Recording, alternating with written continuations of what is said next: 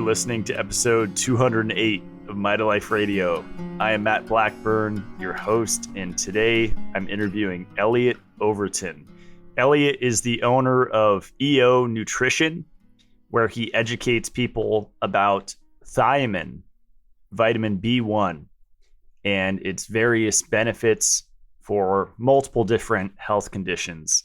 In this episode, he breaks down the function of thiamine in the body, who has an increased need for it, why it doesn't matter if you're supplementing other nutrients if you're deficient in vitamin B1. He shares how he uses thiamine for people that have EMF sensitivity. He shares his philosophy around supplementation in general and why it's not just soil depletion. He talks about the paradoxical effect, how your symptoms of deficiency will get worse when you start supplementing thiamine, how to supplement B1 as well as B complex, the difference in forms of all of the different B1 supplements. He talks about how thiamine affects glutamate metabolism, and then he shares his thoughts on some of the other B vitamins, including vitamin B2. And then if you're a cigar enjoyer like myself, then you'll like the back and forth that Elliot and I had about the very misunderstood plant called tobacco. So enjoy the show. Here is Elliot Overton.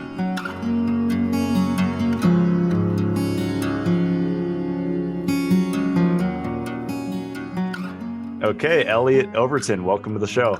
Thanks for having me on, Matt.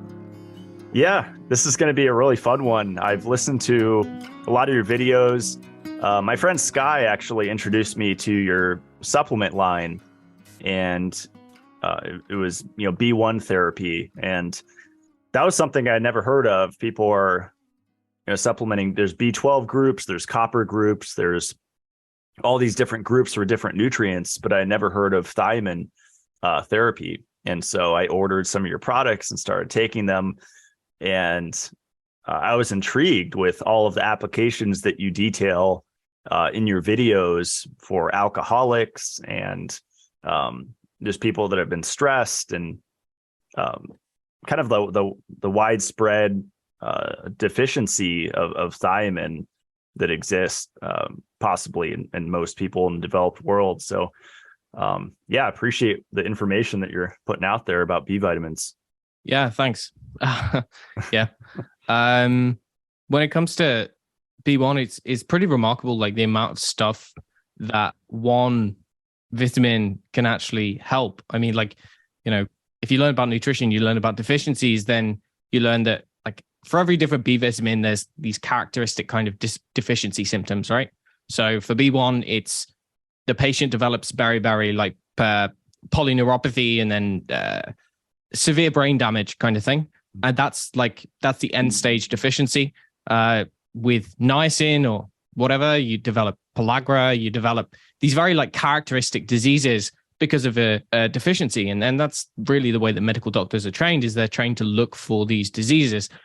Whereas when you actually dig into it, it seems as though a dysregulation or an impairment in the utilization of B vitamins is involved in practically every single type of disease. And you could say the same about minerals as well. I know that you've gone deep dives into lots of the other nutrients in your podcasts in the past. So you understand this more than most.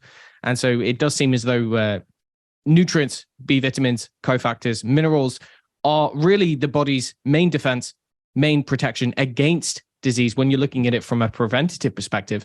But as it happens, they can also be used therapeutically to bring someone out of a state of disease, and again, it's understandable that modern medicine or conventional medicine being run by Big Pharma is not going to be interested in this approach, but it's remarkable how few natural health practitioners, nutritionists, alternative medicine doctors are really aware of the extent and the magnitude by which these nutrients can be used to really lift someone out of a state of metabolic imbalance or disease. So I'm particularly interested in that whole kind of field. I think you'd probably refer to it as orthomolecular medicine or orthomolecularism. And I think that that whole thing is fascinating, you know. Yeah, I like what you said, that doctors are trained to identify the end stage of the deficiency, whether it's B1, beriberi, or pellagra with B3, instead of spotting it, before the end stage, right? Which is when we want to catch it. Because that has implications for, preventing people getting on antidepressants and maybe epilepsy meds. I mean, we're talking kind of neurological mostly, right? When we're talking B1? To some extent, if you look at the main ways in which it presents deficiency wise, the main three areas are going to be the nervous system. So that could be the brain or the peripheral nerves. So it could be neuropathy or whatever. It can also affect the heart, also affect the gut. But these are these are end stages of deficiency, because it turns out that like every other B vitamin, or, like the complement of nutrients, it's needed by every cell in the body, right? So when you consider that every single cell needs energy and they need a consistent source of energy, and you need B vitamins to make energy, well, theoretically, if you're low in any of the B vitamins that are needed to make energy, likewise with the minerals, then it can affect any system. It can affect every single cell of the body, and that's basically what it does. And interesting, like I've done real deep dives into B1, but I think the same applies for other nutrients as well. But when you look at the earliest study, or the earliest human study on B1, it was discovered that basically you have this collection of deficiency diseases, these like end stage. So you had this study which was done, I think it was in the 1930s or 1940s, and it was performed in the UK. And they basically got a collection of people, I think it was like 8 or 9 or 10 individuals, and they put them on a diet which only contained 10% of the amount of the B1 that they needed to, maintain health, kind of thing. So they put them on 10% of what they should be having. And they were expecting to see that those people would develop these end stage deficiency diseases like early on. So they were kind of sitting there watching intently to see how quickly these people developed those symptoms. And none of them did. So they kept the study going for a month, and then 2 months. At the 2-month mark, not one of them had developed these diseases that are associated with the deficiency. In fact, what all of them developed, they all developed symptoms and side effects, very severe symptoms and side effects, but not the classical picture of a deficiency. So examples would be, some of the first things that people developed was functional digestive disorders. This was reflux, bloating, all of the symptoms that you'd associate with small intestinal bacterial overgrowth, right? So constipation, a lot of the things that you would throw lots of supplements at these days, people were developing these first of all. Then they developed very non-specific symptoms like lethargy, depression, insomnia. They'd get slightly dizzy when they stood up, or they just had chronic fatigue, or they had body pains. So it was like, you've got chronic fatigue syndrome, you've got fibromyalgia, you've got all of these kind of very non-specific symptoms, which could fit in any of these kind of modern day diseases now, all showed up before anyone developed the end stage deficiency disease. So that was a study which demonstrated, they wouldn't be able to do it these days. It would be unethical. But I'm glad that they managed to do that, because they were surprised to see that they didn't find what they were expected to see. And actually, they concluded that the way that this nutrient deficiency can affect the body is so non-specific, in that it could be going on underneath the surface, and doctors will not know how to diagnose this. And this is, I think, what you see clinically, or you see in real life, is that when someone has a subclinical or a low-level deficiency in any of these nutrients, again, just on the topic of thiamine, when they have a low-level subclinical deficiency, it's not necessarily going to show up on tests. It's not necessarily going to manifest in the way that you learn about in textbooks. It can manifest in lots of different health complaints, which people would not know to identify or associate it with a deficiency, and therefore they don't know how to treat it. And so here's where sometimes people take a leap of faith. They come across my work, they find the work of Daryl Lonsdale or something, they take a leap of faith and they try it and they see that it works and they're like over the moon. Sometimes people think it's even placebo or coincidence, when actually, like, I think most of the time it's not, is that they were dealing with this low level underlying insufficient levels of this nutrient, and they'd never been told it before. So they tried it and it worked. So this is something that you see more often than not. And actually there's many thousands of people doing this now. And it's quite remarkable to witness. Yeah. Wow. Yeah. I ordered because you mentioned testing, I ordered like a mitochondrial cheek swab test, which supposedly they're in the Northeast, they can measure your mitochondrial function of the different complexes using like just a simple cheek swab, which sounds too good to believe. But I remember in one of your videos, you were saying that thiamine is like the first step in energy production. So I wonder if that could help, because I know when we get to vitamins and testing, minerals, it's also difficult, but vitamins, especially B vitamins, vitamin C, even the fat soluble vitamins, it's kind of hard to get an accurate measure of body stores, isn't it? Yeah, it is. I don't know which lab was it that you used for that. Do you remember? I'll try to find it. It was let's see. Religion. Yeah, it had a weird name. Religion. Let me see. I'll try to search here while we're chatting. But yeah, well, I mean, on the topic of testing, I think there's lots of different ones that are coming out. There's some research-based tests. There's what's called the urinary organic acids test. This looks at the different metabolites. So what you're urinating out. If you've got high levels of certain metabolites, then it can tell you that there might be a blockage at a certain step of an enzyme. So enzymes in your body convert A to B, and if you've got high levels of A, then it can kind of give you an indication that maybe that enzyme isn't working, and therefore what are the cofactors used for that enzyme. And it can give you some rough idea of where any blockages in metabolism might be. There's more specialized tests, which look at, like you said, the different activities of the complexes, the carnitine shuttle, etc.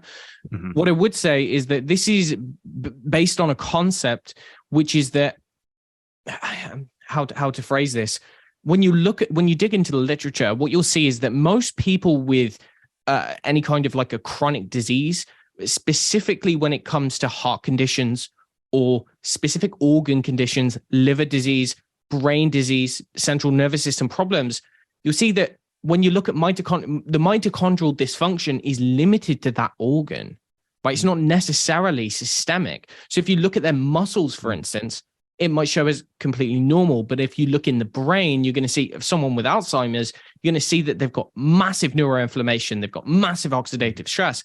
This isn't necessarily something that's going to come up when you look at the systemic levels of metabolites elsewhere in the body. And I think the same could probably be said if you did a cheek swab.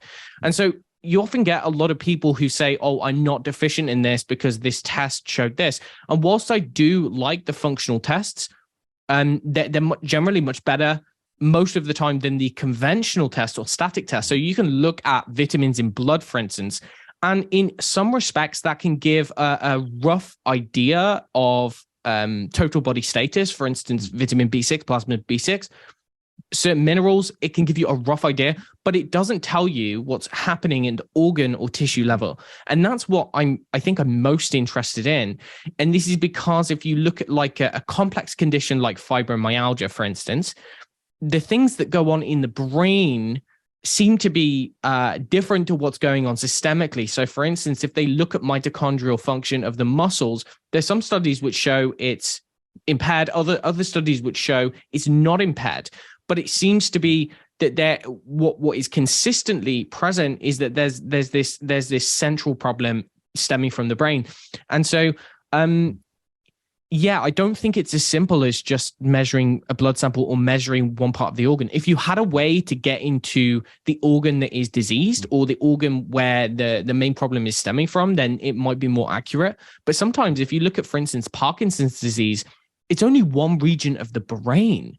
where there's a problem, substantia nigra in the surrounding structures. So actually what they found is that, okay, if you do an autopsy or you take a brain sample, you find that there's like major cellular imbalances around those areas, but in other areas of the brain, not so much. So again, it's not even like as simple as going to the organ. You have to kind of target exactly where the problem's stemming from. Now, I don't think anyone knows enough to be able to even do that. So yeah. Yeah, it needs like some extraterrestrial technology for that one. Yeah, I found the test. It's Mitoswab, and it is the company is Religion DX RELIGEN. I have no affiliation. I just found it randomly, and but yeah, that's a good point about systemic versus local and how that wouldn't apply. So we're probably a ways away from being able to scan organs and glands and parts of the brain and figure out the specific deficiency. Kind of random question. You mentioned Parkinson's. Have you ever looked into nicotine and or tobacco for Parkinson's? Looked into that therapy? Yeah. So actually smokers have a significantly lower risk of developing Parkinson's. Smoking, funnily enough, it's not necessarily even just the nicotine component of the tobacco. So there's other components. First of all, tobacco contains monoamine oxidase inhibitors. What these do is they prevent the breakdown of certain neurotransmitters. It promotes dopamine output, and it kind of preserves dopamine in the brain. And that's one of the reasons why cognition is pretty consistently elevated in smokers compared to non-smokers.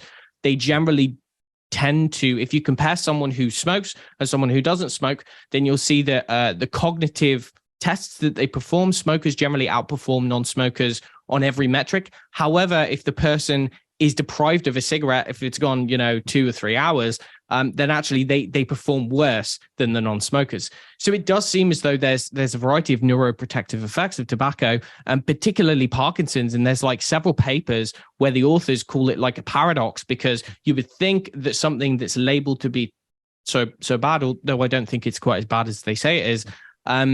People who say that this is terrible and everyone needs to stop. Well, actually, they say, actually, it's one of the best things that anyone with Parkinson's can do. That's to paraphrase, but statistically it is, because it's one of the most protective things against developing Parkinson's, along with other neuropsychiatric conditions such as schizophrenia. In fact, what you'll find is that the rate of schizophrenia amongst smokers, or the rate of people who smoke, who have schizophrenia or bipolar, is really high, but smoking is protective or prevents the onset of those diseases.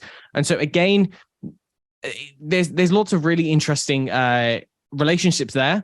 And smoking, as we know, or nicotine, is a 7-alpha nicotinic acid receptor binding agent. So it basically stimulates the cholinergic anti-inflammatory pathway in the vagus nerve, and that's one of the reasons why it calms people down. They say it has to do with addiction, but no, it has pharmacological effects to reduce inflammation via targeting the vagus nerve and actually improving brain function through stimulating the cholinergic system. It's very useful against something like Alzheimer's disease as well, and that's one of the reasons why nicotine has been used in research for Alzheimer's and other forms of dementia. Sorry, wow. did that. That was incredible. I never heard that vagus nerve bit. That's really fascinating. Go ahead. Sorry, go ahead. I was going to say tobacco gets slammed all the time, and there's a difference between cigars and conventional cigarettes. There's just a huge difference in the amount of crazy compounds that are in there. Yeah, indeed. And what I would say is I can send you some papers afterwards. I became very interested in this when looking at the vagus nerve and things. And there's actually some rather open-minded doctors who use nicotine as part of their practice to reduce inflammatory conditions or to promote kind of the vagus nerve function. And there's a couple of interesting papers. One is titled Nicotine, the anti-inflammatory molecule. And so they compile a bunch of different research which shows that nicotine in and of itself, whilst it is a plant toxin, you need to consume a lot of it for it to be toxic to humans. But ultimately, in the amount that is either gotten from nicotine gum or from something like a cigar or a cigarette, the amount of nicotine is actually, it seem to have a net anti-inflammatory effect on the human body. And again, it's very interesting when you look at the history of tobacco. Well, when they originally discovered tobacco, the Europeans, the natives were using it as medicine, right? So they used to use it for lung conditions, and they used to use it for reducing pain and a variety of different traditional uses. And the first doctors who brought it from the Americas back over to Europe, tobacco was used as a medicine, or was known as a medicine and employed by doctors for at least 100 years until it started to become demonized. And it became demonized way before there was any science to back that up. So there were a lot of historical figures who took a disliking to smoking. Interestingly, one of those was Hitler. He despised the stuff. But ultimately, there's a very interesting history behind the use of tobacco as medicine. And I personally think that there probably are very useful medicinal uses. But the problem is that when it's sprayed with shit, when they add so much toxic chemicals and things to it, it's so far removed from what you would naturally get if you were just smoking the tobacco plant. So I think smoking natural tobacco is probably qualitatively different to smoking conventional cigarettes. I agree with you. That's awesome. Yeah, I've been into cigars for several years now, and my protocol around it is to supplement vitamin E as mixed tocopherols and ascorbic acid, which mitigates the oxidative stress damage. And then I'll follow it usually with inhaling dry salt, so halotherapy, to kind of clear the lungs. And that's my current, it's kind of cigar mitigation protocol. And I always just swish with water during it, because smoke on the teeth and gums probably isn't a good thing. So I'm just very aware of oral health. But yeah, that was all really great info. And I got interested in it because of the anti-parasitic properties, like the old Farmer's Almanac.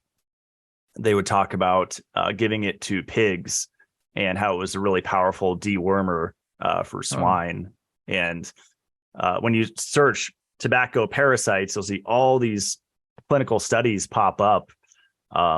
And so that was, back in my raw vegan days, was just cleanse. That was my goal, to get rid of every last worm in the body. And so tobacco was a part of that. Interesting. Yeah, I didn't know about is. I mean, nicotine itself is it's one of the tools by which the plant uses to protect itself against pests, right? So it makes sense that it does have these antimicrobial properties. I mean, one interesting thing, just a little tidbit, is that when I was digging into this concept of, some medicinal benefits or effects of nicotine tobacco, there's a couple of papers looking at the super centenarians of the world. So you've got the people who live to 115, 120, 125 plus years old, and the remarkable consistency. I mean, there's people who will say, blue zones and diet and blah blah blah blah blah. There is remarkably consistent levels of smoking among that population. In fact, the vast majority, like 80 or 90% of super centenarians, last time I looked anyway, it was a couple of years ago, were all heavy smokers. And he's like, that doesn't necessarily jive with the research and the kind of conventional message that this is the main killer. I personally wonder whether it has been either it's having some kind of their resilience against it, or they're able to utilize the benefits and mitigate the dangers. These specific types of people, we know that smoking does improve NAD, increases the NAD to NADH ratio, activates sirtuins, and they are associated with longevity. So it does seem as though there may be some people who may be able to take the benefits and be more protected against the detriments of it. Or I wonder whether at some point smoking has kind of become a scapegoat for other environmental poisons and toxins, which, if you look at statistically, the increases in lung cancer tend to correlate much better with industrial pollutants, with household, fresheners and cleaning products and things like that. rather than smoking. And in fact, if you look at like lung cancer rates by smoking, well, many of the countries who have the highest rates of smoking have some of the lowest rates of lung cancer. You look at, for instance, Hong Kong, I think it's, or Japan, or some of the other countries where Hungary might be another example, if I remember correctly. And so it seems as though it's not very well understood. And I think it's an oversimplification to say that the main cause of lung cancer is smoking, or, they blame a lot of things on alcohol as well. Whereas I think that probably the man-made industrial pollutants and man-made chemical toxins probably play a much more significant role in that. Mm-hmm. Sorry, that was probably gone off on a tangent there, but I just find it a fascinating topic. No, that's a great point. Yeah, so I don't have to name this episode The Benefits of Nicotine and Tobacco. We better move on to, I'll connect this to B1. So I like to think of nutrients often in terms of like burn rate based on someone's diet or lifestyle or whatever. And I mentioned vitamin C and vitamin E with smoking. Does that apply to B1? Do you know if smokers use up their B1 more since they're activating all these pathways? And it does seem that way. Yeah, it seems as though nicotine has a direct impact on thiamine, so it can inactivate the uptake of B1 into certain cells, the pancreas being one of them, but other cells as well. Likewise, similar effect on biotin. It's known to deplete biotin. I think it's in the mouth or in the gingiva. So smoking tends to have a depleting effect, not only on the antioxidant system, like you mentioned, but also on the B vitamins as well. Like I said, B1, biotin, probably all of them, I would imagine, because if it's increasing metabolism, which it does seem to have an effect to do, then you are going to have an enhanced turnover, but it can also enhance affect the uptake of nutrients into the cells and things. I would have to look into that in more detail. But yeah, it's just one of many things which tends to tank B1. Another one being coffee. Coffee basically inactivates B1 in the gut. So if you have someone who's drinking a lot of coffee around their meals, it doesn't necessarily mean that it's going to make them deficient. But that said, it can be a trigger in someone who's skirting on the edge, skirting at this subclinical level. And if they drink multiple cups of coffee with every single meal, then that's going to significantly impact the amount of B1 that they're going to be absorbing through the gut. Now, one thing that I would say is that if you take ascorbic acid with coffee, then that can inactivate the tannins, which inactivate the thiamine. So basically, ascorbic acid, a little bit of vitamin C, if you're concerned about that long term, that can be a kind of protective mechanism to prevent the negative effect on BL. I tried that. I took my vitamin C product with coffee, and it was too much acid or something. It felt like a bomb going off in my gut. So I only did that once, but maybe I took too much. I don't know. I think I took like a gram or something. So, right. Yeah. I don't think you'd need that much. I think probably in the realm of like 100 or 200 milligrams would probably suffice for that purpose. Mm-hmm. And alcohol as well, right? Even if someone's, just one glass of wine here and there or whatever, that affects B1 and all the B vitamins. Yeah, indeed. Alcohol is like one of the main triggers, right? So for instance, it's acting on multiple levels in the gut, in the cell. So what it does is it prevents the uptake of B1 and other B vitamins, but primarily B1. That's going to be the main issue for anyone who drinks a lot of alcohol, who's at alcoholism or whatever. Basically, it prevents the uptake of B1 in the gut. And then when you get B1 into the cells, thing is you have to activate it for it to be able to be useful in our biochemistry. So basically, you run it through an enzyme called thiamine pyrophosphate, and alcohol inhibits that step as well. So even if the B1 that is in your cells, alcohol can then basically prevent you from activating that. Now, one episode of drinking or drinking every couple of days or whatever is probably not going to have that much of a significant effect. That said, in someone who's an alcoholic, this is a primary concern, like major concern. And those people tend to be the most affected. In fact, medical doctors, they would usually learn that if you want to look out for someone with a B1 deficiency, you would look at an alcoholic.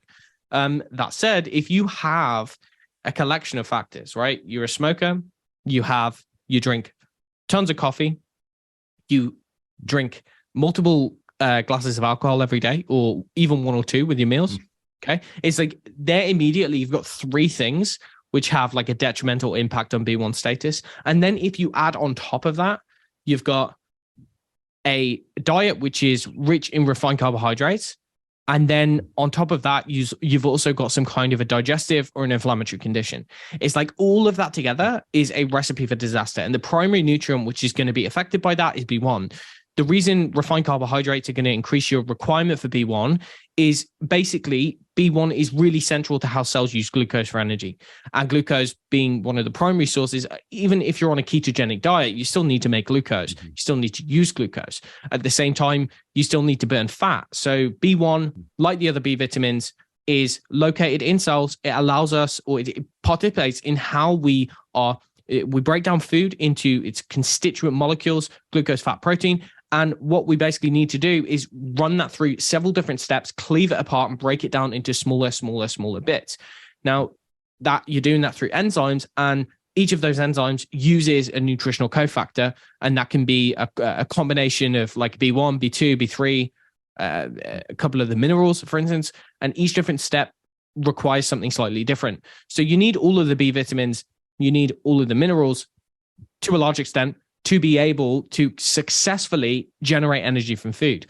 But at different steps, this is where things get a little bit more complicated, because you mentioned prior, there's this concept that B1 is like sits at the gateway to energy metabolism. That's the way that Lonsdale and Dr. Chandler Mars describe it. And I think it's an accurate statement. The reason is because the enzymes which require B1 to work, some of those are referred to as rate limiting. What that basically means is that when they stop working, then the entry of, or the generation of energy by the cells slows down.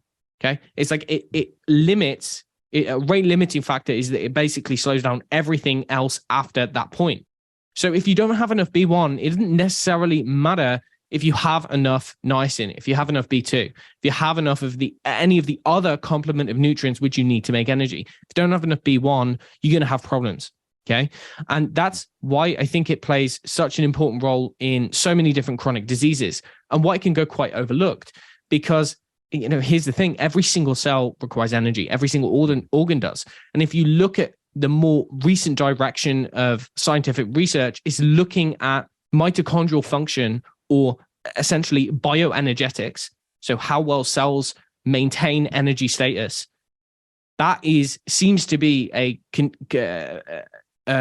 important factor in practically every known disease. Okay, so therefore, one of the priorities in not only preventing things like aging, but also in preventing and treating disease is to make sure that mitochondrial function working well, so that cells can have energy to do the stuff that they need to do, right?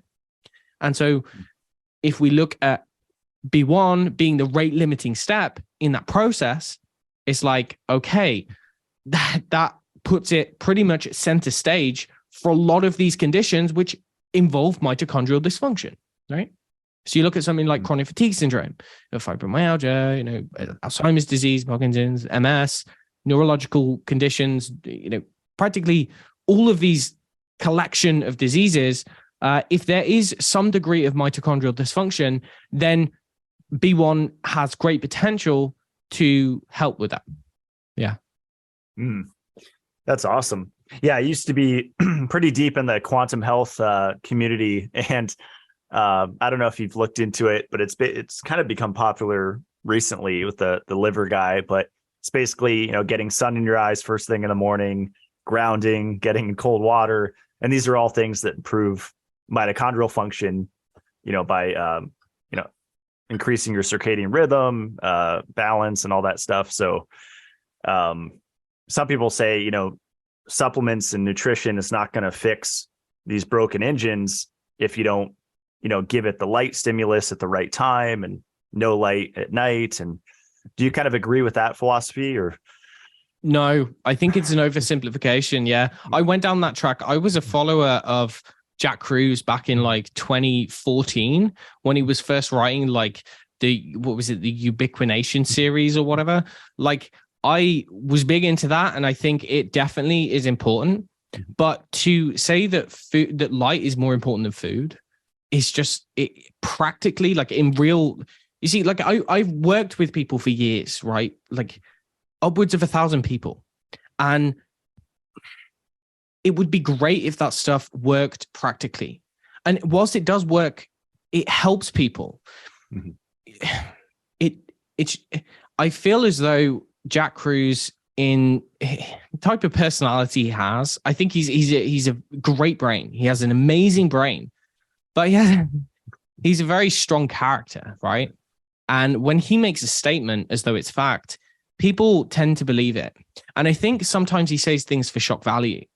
And that's a thing that builds followers, right? And we see that he's built a very large following. But what you notice is that people will go to his work hoping that they'll find answers.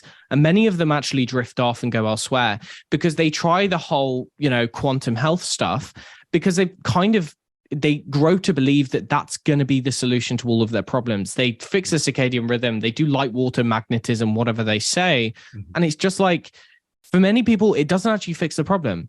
And it's like, I think it's really important to get all of that stuff down, but to downplay the significance of nutrients, it's blindsided. And I think it's also demonstrative of someone who hasn't really much experience using these in clinical practice, because, I saw a bunch of people who would come to me from that community, come to me from the light, water, magnetism stuff, figure out that actually, okay, this helped me in certain ways. I'm sleeping better. My energy slightly improved, but I still got this health problem. I follow this diet and I do this. And I'm like, okay, let's look at how we can dig in and actually see what's going on. Try to get an estimate of what's going on at the cell level. You seem to have a problem handling some kind of a nutrient. Now, the simple solution from what I can see from that community, and this is one of the reasons why I tended to drift away from that several years ago, was that you're not doing it right. You're in an EMF lit environment, and therefore you need to go and move to Mexico and basically live out in the woods. And it's like, or in the jungle or whatever it is, I don't know. And for some people that might work. And if you can do that, that's amazing. But the vast majority of people do not have the resources to do that. And I would rather figure out how to adapt to EMF if possible.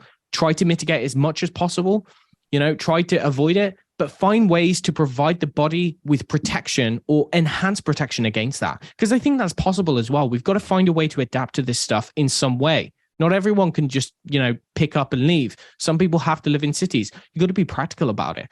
So how can we try our best to protect against those things? And nutrients is how we do that, right? This is how the body protects itself against any kind of stressor. Whether that's an infection, whether that's EMF, whether that's, I literally just posted a video on this like last week, basically titled, should you take supplements? Because there's so many people who say, oh, if you do this stuff with the light, water, magnetism, or if you do the carnivore diet, oh yeah, just get yourself on a carnivore diet. You don't need any supplements. It's like, that is such an oversimplification. If you look at, even if the diet that you're eating does provide enough nutrition, enough nutrients to hit all of the RDAs, that doesn't necessarily tell us about your requirement, because your requirement, for whatever reason, could be way higher than someone else's. Now, there's genetics to factor in, but there's also these collection of environmental stresses which most of us are exposed to. And the point, or the kind of argument I run with in that environment, which I'm fairly convinced is true, is that what worked for us 10,000 years ago, the amount of nutrition that we needed is probably not enough today. And the fundamental reason for that is because most of the bad stuff that we come into contact with in our modern world actively depletes us of nutrition. And that's not just through inhibiting the absorption, or it's not just through soil depletion of nutrients. It's because the way, like the fundamentals of how the body deals with any kind of stressor, and that could be toxin, like I said, infection, it could be an injury, it could be a chemical toxin, a heavy metal, a radiation poisoning, radiation toxin, all of these different things, the body reacts in quite a similar way to all of them. And what it does is it uses nutrients to build things. It builds enzymes, builds proteins, builds response elements, all of these different things, not only to actively protect or to counteract the damage of the poison, but also then to get the poison out of the body as well. So it's like at every single step of the way, the body will increase the rate at which it uses nutrients. nutrients are therefore the body, or the way that the body protects against this stuff. And therefore the demand goes up. And that is why I'm not convinced, or why I am convinced rather, that one can use nutrients in a higher dose than normal to help provide the body protection against some of the bad stuff. I'm convinced of it. I really think it's true. That was awesome. Yeah, that soil depletion meme is so popular, and people just look no further than that meme, say, okay, that's, it's been overblown. They're saying the soil's depleted. What if it's not? And just going to eat carnivore. And, they're just selling supplements, which you and I sell supplements. And so I think that creates a complication, because it makes people harder to trust what we're saying. Because, oh, you have a vested interest. But what I often tell people, you don't have to buy ascorbic acid from me. I put polyphenols with it, whatever. You could buy that anywhere. I don't care. It's just, here's what this nutrient does. You can get it wherever you want. It's like, yeah. And what, I mean, I don't know about yourself, but the ironic thing is that like people will accuse me of basically focusing on B1 because I own a company that makes B1 and makes a specific type of B1. The thing is, I was talking about B1 for years, like for years before I made the company. In fact, the only reason I made the company was to basically provide a product that wasn't there before. There's this like it was very difficult to source in the UK. Okay. So I was trying to get clients to get it from America, and that was really difficult. So I actually looked at like stocking of the brand and that kind of thing. Mm-hmm. I eventually came to the decision that, okay, this is actually way easier just to make a company and start making it myself, and there were other reasons as well. But like, I think what some people find difficult to understand is that people like you or me might get into the business because we think that it works, because we've seen benefit ourselves or whatever, not just to make money, of course a man's got to make a living, but does that mean that he can't do something which is, in truth, and like, try and actually provide a service that is useful? That's what the idea is, Right. At least for me. Yeah, absolutely. Yeah. Going back to what you said too about the EMFs, I love that we should be providing the body with protection, which is usually in the form of these nutrients. Have you looked into Doris Lowe's work on like vitamin C and melatonin for, living in a 5G world, as she calls it, like EMF protection? Because her philosophy is basically we can't escape it. You can go to these EMF dead zones in the Mexican cenotes or wherever, but 99% of your life, you are going to be in this unnatural radiation. And so that increases our ascorbate needs, requirements, and it suppresses melatonin production, even if you're wearing blue blockers. So her work was really fascinating to me. Yeah, indeed. Yeah. I think she is, I think she's done excellent deep dive into both of those nutrients. Mm-hmm. I'm in complete agreement with her. I was in agreement with her before she wrote that stuff, right? I mean, she was part of the whole Jack Kruse community many years ago, like practically from the start. I remember her from back on the Jack Kruse forum, right? So she's been digging into this stuff, and I think that her philosophy is clever. We have to be wise, because we can't, even if you think that you're getting away from this stuff, I think it's probably impossible. So why not try to use the tools that we've got at our disposal? And it seems as though, if you look at the biochemistry, the evidence, not only is it vitamin C, of course, vitamin C can help every other step of the kind of the endogenous antioxidant system, right? Mm-hmm. In that it can help to recycle a lot of the other nutrients. But ultimately, if you look at the studies, it would seem as though our demand, or the rate at which we're destroying things like vitamin E, could also be the omega-3 fatty acids in our brain. There could be a very good argument to say that, okay, well, whilst omega-3 may not be good in large doses for long periods of time, in fact, if you're destroying what's already in your brain because of this kind of like resident or low-level EMF environment and low-level chronic oxidative stress, maybe it is a good idea to replace those. again, the same could be said for lots of different nutrients. I've got an article up on my website about using thiamine to protect against EMF. In fact, I use I use it quite frequently in people who have what's known as EMF sensitivity. You know, people who not only, I think these people are somewhat lucky because their threshold is lowered. They know when they're around it, when they know when they're around dangerous levels. Most people don't. So it's like the invisible killer for many of us. But ultimately, the people who have EMF sensitivity, they get all of these symptoms. Well, there's very specific things that you can do in terms of supplements, and melatonin is one of those. Thiamine is another. Selenium is another. A bunch of other things, vitamin C, vitamin E. There's a variety of different nutrients which you can use to actually...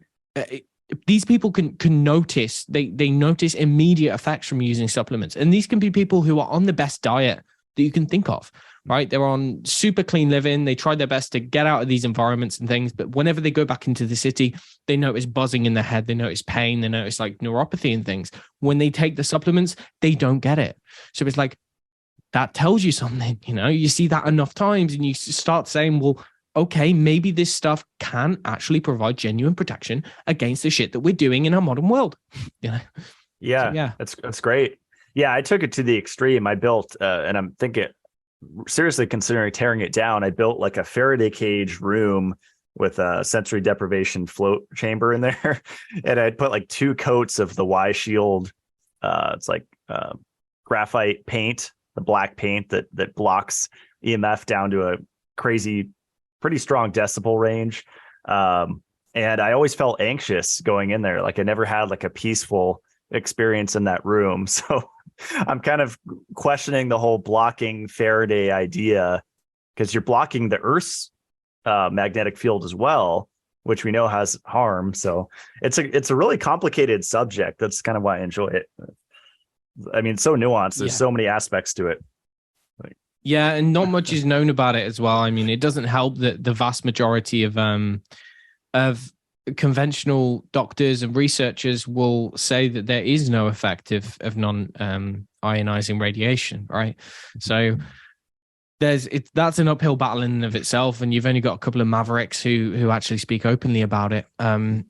But that said, I think a similar concept applies. When you look at the effects it's having at the cellular level, it acts like many other types of stressors, and therefore you can use similar principles. Now, I'm not necessarily saying that there aren't like quantum effects. I don't really like to use that word because I'm not a quantum physicist. I don't really know what it means.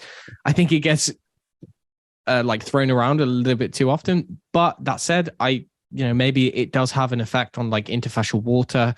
Maybe it does have effect on like quantum tunneling or whatever Jack Kruse talks about. I don't know, but we can. That doesn't mean that we shouldn't try to mitigate it at least. And I think that applies in most cases. Even if in someone following a super rich diet, you know, they're eating organs, they're eating lots of animal foods, and that's going to differ from person to person. But say someone is on a really good diet, if they have exposure to these kind of chemicals and toxins, and they are not in a perfect state of health, then I'm going to generally be recommending supplements. And like, it's even if we weren't being exposed to a lot of the model influences that we are today, just the disease process itself depletes our nutrition. Okay. So you look at inflammation, for instance. If you have chronic inflammation, there's a couple of nutrients which immediately get tanked and they stay low. One of those is selenium. Selenium is like one of the hardest hit in inflammatory conditions. You end up turning over loads of it.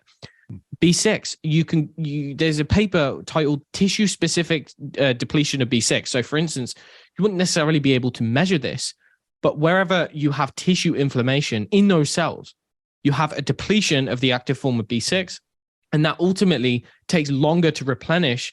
And what you're getting through the diet may not be enough to address that. Vitamin C, again, without going into like so much detail on that, which if you've spoken about Doris Lowe, then your listeners will be familiar with it. But ultimately, vitamin C, again, is one of the first things to go in any kind of chronic inflammatory condition that features oxidative stress. And so it's like these things, the disease process itself, if someone's in a place of sickness, coupled with the fact that we're in a modern toxic world, it makes sense to use the right supplements to try to protect against that. That's my philosophy. Yeah, and I don't think it's a generalization to say that most people on Earth have chronic inflammation from various different things. I mean, at different parts of the body. I had a question for you, Elliot, about like plant-based. I was vegan vegetarian for 2/3 of my life, and I know B vitamins are really concentrated in animal foods and animal products. I know like red meat and dairy. Have you worked with like former vegans or vegetarians that created pretty severe B deficiencies? And I know there's levels to it. Like I was raw vegan, which is kind of the most extreme. Yeah, generally it's going to be some more than others. Okay. If you look, animal foods generally provide the greatest source of B vitamins of any other food, right? So you just go onto Nutritics or Chronometer or something, and you look at the amount of Bs compared to any kind of plant. That said, if you are a vegan, you're plant-based, and you're consuming nutritional yeast, that is a pretty excellent source of the B vitamins. Not everyone does that. I would personally do that. In terms of the vitamin deficiencies in plant-based eaters, well, I was vegetarian from the age of about 4 years old until I was 18. So that was like my prime years where I'm meant to be like developing and growing and things. I was plant-based at that point. Fortunately, I was still eating cheese, but ultimately the main nutritional deficiency or the most common is going to be B12. And that can be remarkably difficult to treat, actually. If someone goes vegan, they develop a central nervous system B12 deficiency and intracellular B12 deficiency. And even if they resume eating meat again, it's going to be extraordinarily difficult to fix that.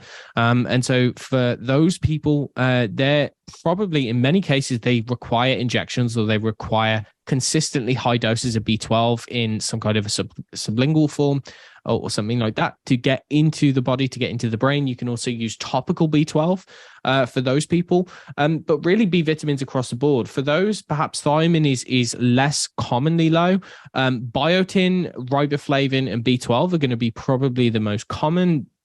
Vegetarians, plant-based, will be getting enough folate because if they're eating lots of legumes or they're eating leafy vegetables and things. But really, to utilize folate, you also require B12. So they can develop the symptoms of systemic deficiencies, even if they have optimal levels in some of them and not others. And that's really the way that B vitamins work, is that because of the multiple interactions between how they're working together, is that if you're low in one, then it can mimic the signs of a deficiency in another one, or it can affect your ability to utilize another one. So yeah, that's a real problem. I don't personally work with them, and from the time that I started practicing, after about 6 months, I eventually just close the doors to vegans and vegetarians and says, look, I'm sorry, I'm not working with anyone who is not willing to eat animals. You're going to have to find another practitioner. So it's been several years since I've actually even interacted with anyone on a plant-based diet. So I might not be the best person to ask about that. Yeah, there's a lot of stuff going on. Have you looked into methylmalonic acid? Because I tried to go down that rabbit hole and just gave up because it was I couldn't figure it out. But I got a uMMA test, and for people that don't know, that's like a status tissue status marker of B12. And I was fairly low. And then I found someone's work, and they recommended lithium orotate, which I had supplemented in the past. And so I started pulsing that in significant doses. I mean, not over 100 milligrams a day, but I don't know, maybe 40 to 60 milligrams a day. And I thought I felt better. But then I got an HTMA test. My lithium was super high, so I stopped that. So have you looked into it, and what are your thoughts on that as it relates to B12? Yeah, methylmalonic acid, right. So yeah, it's basically a metabolite that you urinate out. And the concept is that basically methylmalonic acid will build up if you don't have enough adenosylcobalamin. That's a type of B12. So it's a functional marker of your adenosylcobalamin status, because as adenosylcobalamin is the cofactor for the enzyme which metabolizes methylmalonic acid. So the idea is if you have high levels in the urine, if you have high levels, then it can indicate a functional B12 deficiency. It's likewise other nutrients as well. This is how you can get a rough idea of vitamin B12 status. And yeah, it's a pretty good functional marker. And that is something that you often see low in vegans or vegetarians, or anyone who has this functional B12 deficiency, whereas oftentimes their blood levels will be normal. Okay. So the concept behind lithium is that lithium is going to enhance the transport of B12 into the cell. Okay. And that is theoretically going to be one of the ways in which you can help to overcome a B12 deficiency. However, the being on a plant-based diet is basically synonymous with a B12 deficiency. So no matter how much lithium that you take, if you don't have enough usable B12 in the form of adenosylcobalamin, then you might just end up pumping up your lithium levels if you're not eating animal products. Supplements might be able to help, although I'm not necessarily, I'm not too sure whether supplements are qualitatively as good as B12 in food.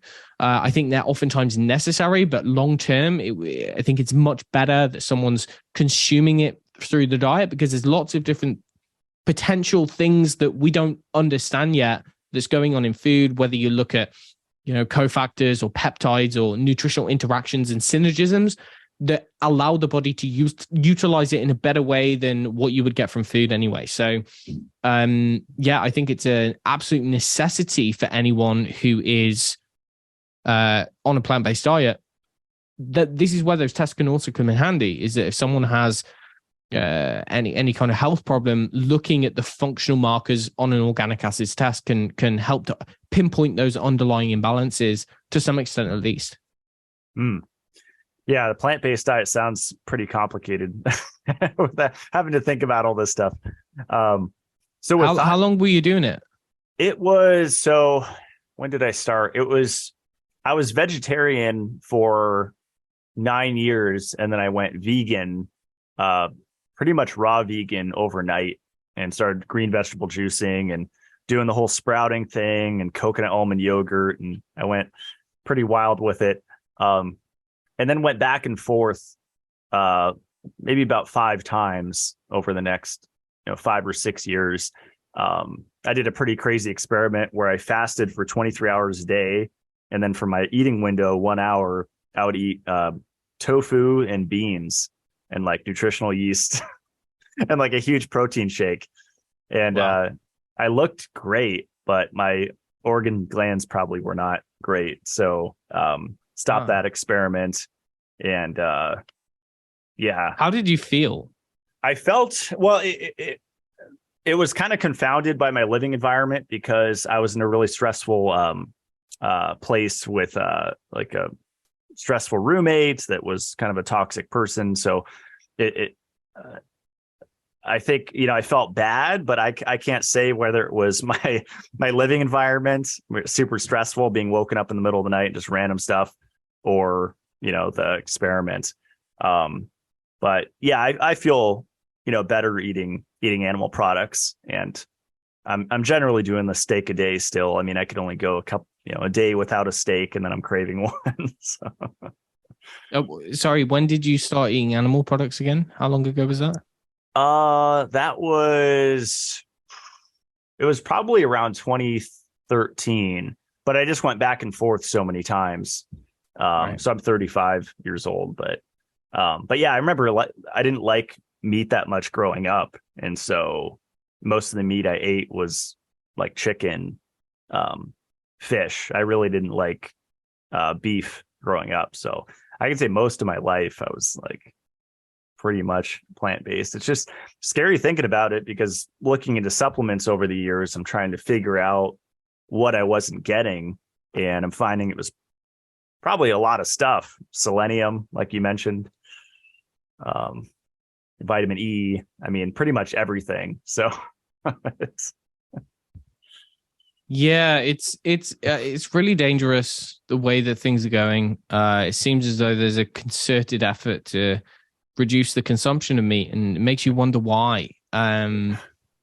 And looking back, I mean, I remember how I used to function as a vegetarian. And I tell you, like the mood swings, the hangriness, the brain fog, like when I started eating meat, I basically I went from, 14 years of being vegetarian to almost keto, like overnight. I was like, I started reading about the keto diet, and this was like back in, when was it, 2012, 2013, 2013. Yeah, when I switched from vegetarianism. And yeah, yeah.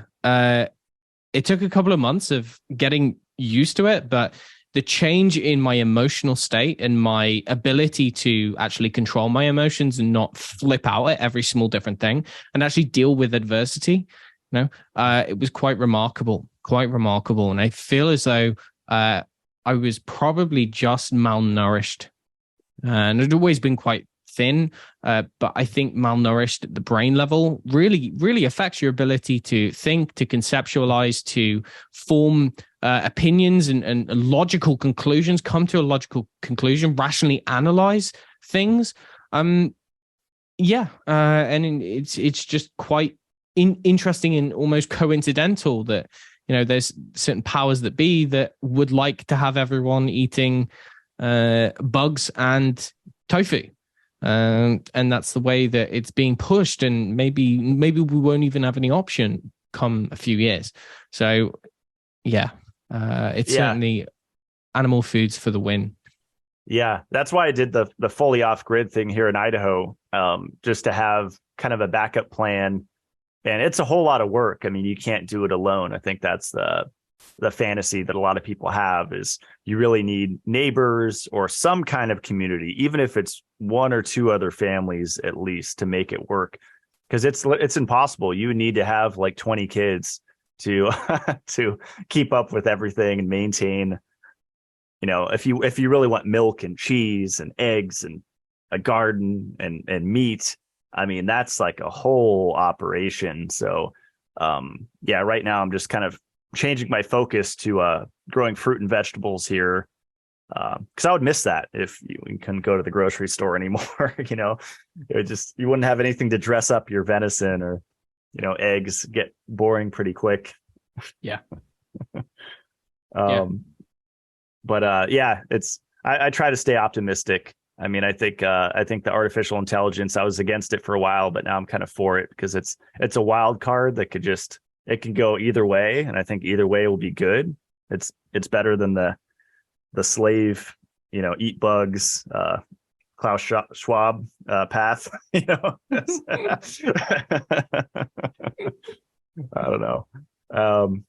So I wanted to get into, how to supplement not only thiamine but just B complex. So I can just share my experience taking your supplements, and I'm probably not a good example because I'm a megadoser, but I don't do it forever. So I like to feel something when I take it. And so, serving size is 1, let me just try 6 for, a couple weeks, not months, not a year. But I did that with cod liver oil, and it was a profound experience. I think I did treat a pretty severe retinol deficiency. And according to my genetics, I have an increased need for vitamin A. And I really felt that at a mental level, at a metabolic level. I was less cold. But with your supplements, with I think Thiamax and non-methylated B complex, mm-hmm. and according to my genetics, I do better with the non-methyl form. So I was happy to see that. I've been basically just keeping in mind that they're water-soluble vitamins. I think this is where a lot of people go wrong. And so they generally, and I used to do this, just take vitamin C once a day, or a B vitamin in the morning once a day. And that's not going to have as much of a benefit as like spreading it out like 3 or 4 times throughout the day, right? So with yours, I was basically taking yours and my vitamin C like every 1 to 2 hours, basically throughout the day, if I remembered. And I felt great. And in fact, today before the interview, I took 400 milligrams of your Thiamax. So I took 4 capsules. That's hardcore, man. That's hardcore. You don't mess around, do you?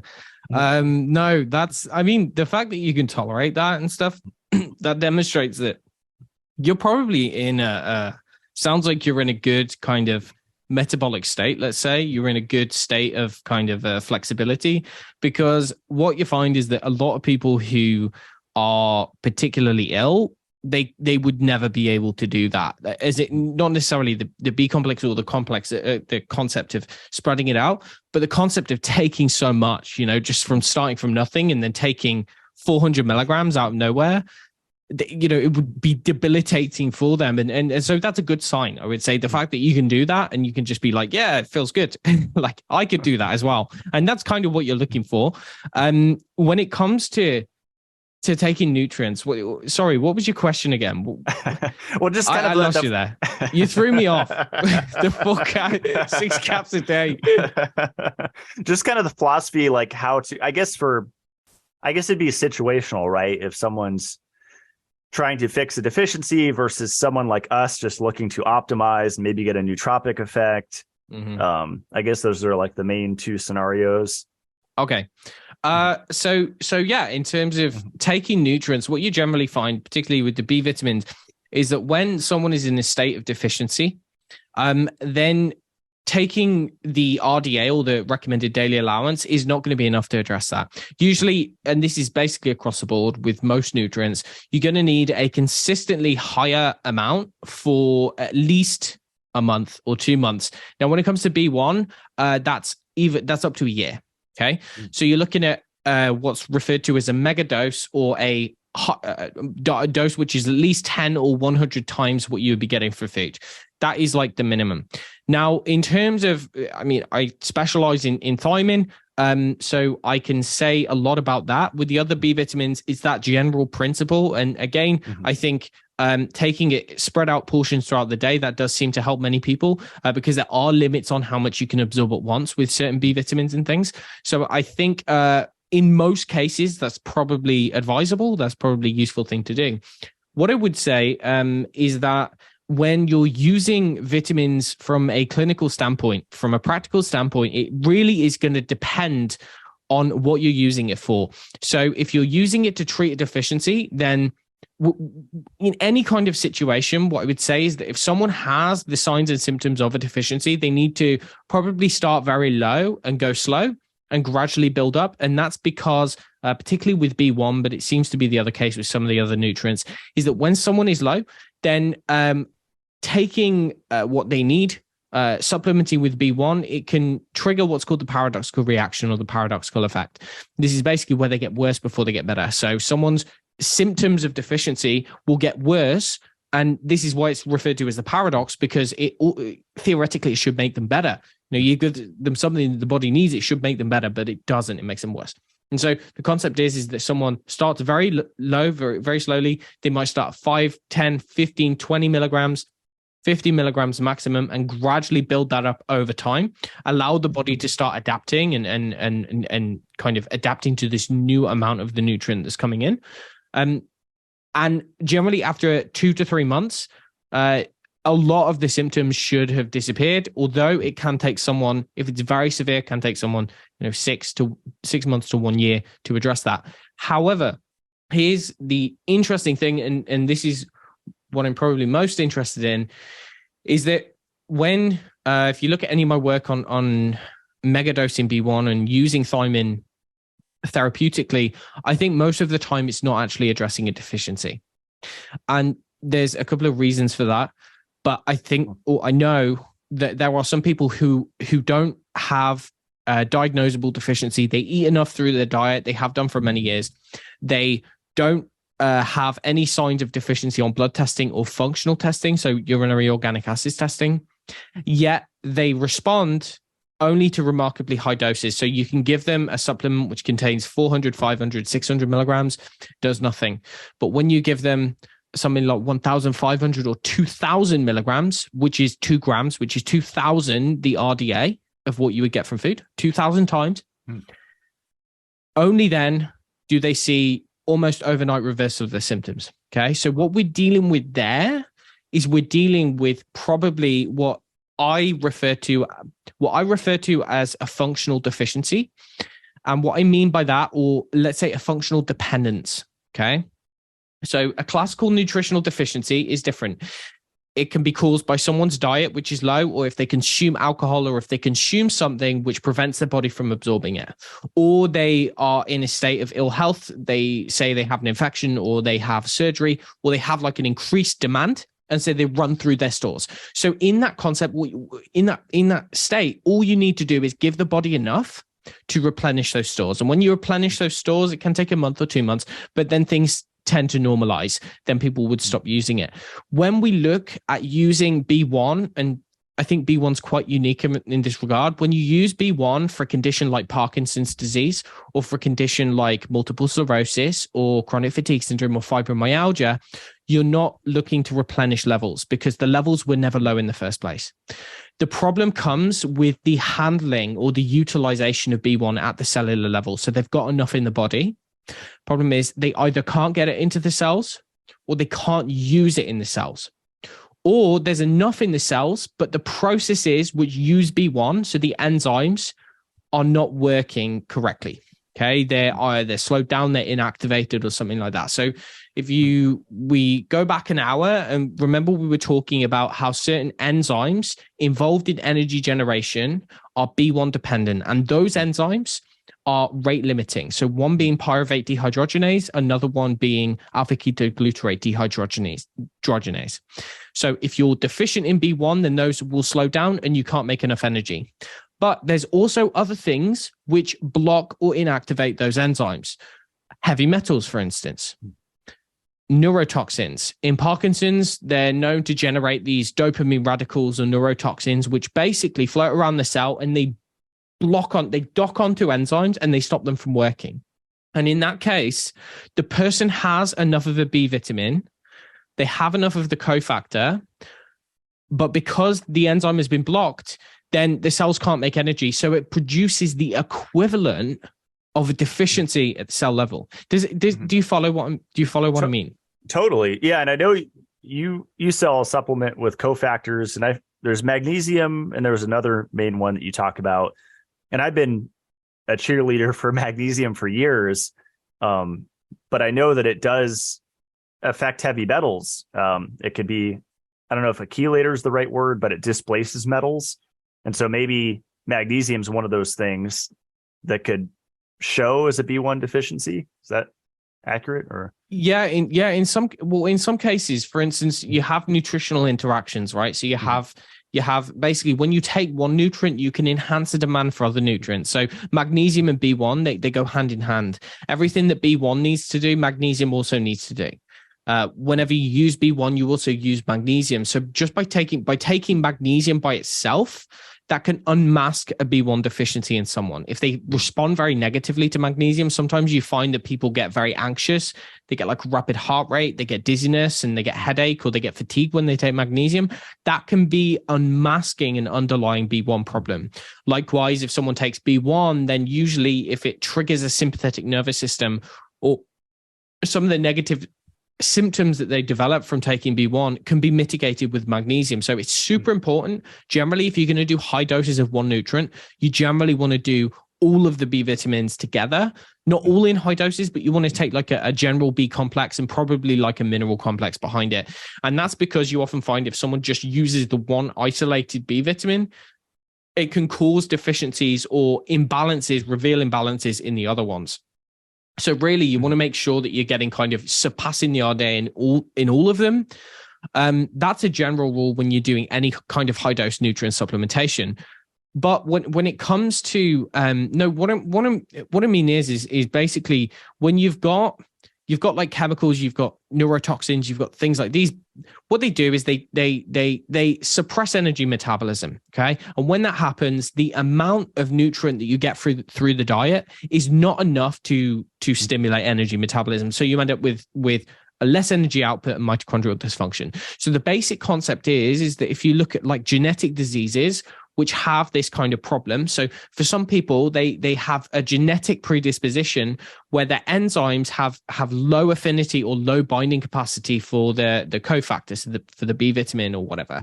And, there's one called vitamin B12 responsive methylmalonic acid, methylmalonic acidemia. What that is when someone it's measured by looking urine samples of usually showing in an infant. If they're peeing out lots of methylmalonic acid, then it means that the amount of B12 that they get through the diet is not enough. And oftentimes the only way to preserve this child's life is by giving them pharmacological doses of B12 every day. And if they don't have enough B12, if you don't supplement with B12, they're going to die fairly early on, most of the time. And so the concept is that the giving a low amount is not enough, but giving a super high amount can saturate the cell. And when you saturate the cell, you can overcome that inactivation for whatever reason. Similar concept of using B1. And that's one of the reasons why some people, they don't benefit from taking a very low dose. They don't benefit from even taking 500 to 1000 milligrams. They see no difference. But then when they reach the 1,500 or 2,000 milligram, it's almost like an overnight, because what you're doing is just saturating the cells with massive amounts, and it seems to restart the way that cells are generating energy. And this was demonstrated in Parkinson's. There's an Italian doctor named Dr. Antonio Costantini. He did several trials. He did trials on Parkinson's, and what they showed was that he could, in a large portion of the patients, they could achieve practically or almost symptomatic remission. So Parkinson's being a condition which has supposedly no cure, they found that they could almost reverse all of the symptoms of Parkinson's in most of the people just through using megadoses of B1. And based on these results, he did a much larger trial, found very similar results, and then he started doing it on other neurological conditions. He did it on tremor and various other things. He even tried it on fibromyalgia. And what they showed was that similar problem applied in fibromyalgia. They suspected that actually the way that cells generate energy, that was being blocked for some kind of a reason. And what they were using B1 to do was not to treat a deficiency. They weren't looking to treat a deficiency. They were looking to overcome this inactivation. And they showed that there was up to an 80% improvement in fatigue and pain scores within a couple of days of using super high doses of B1, which weren't found at lower doses. So I run a group on Facebook. It's called Addressing Thiamine Deficiency and the Paradoxical Reaction. And we've got thousands of people on there. There's a couple of other groups online which focus on using B1. There are thousands of people using super high doses to literally reverse just a bunch of conditions which you wouldn't think would necessarily deficiency related.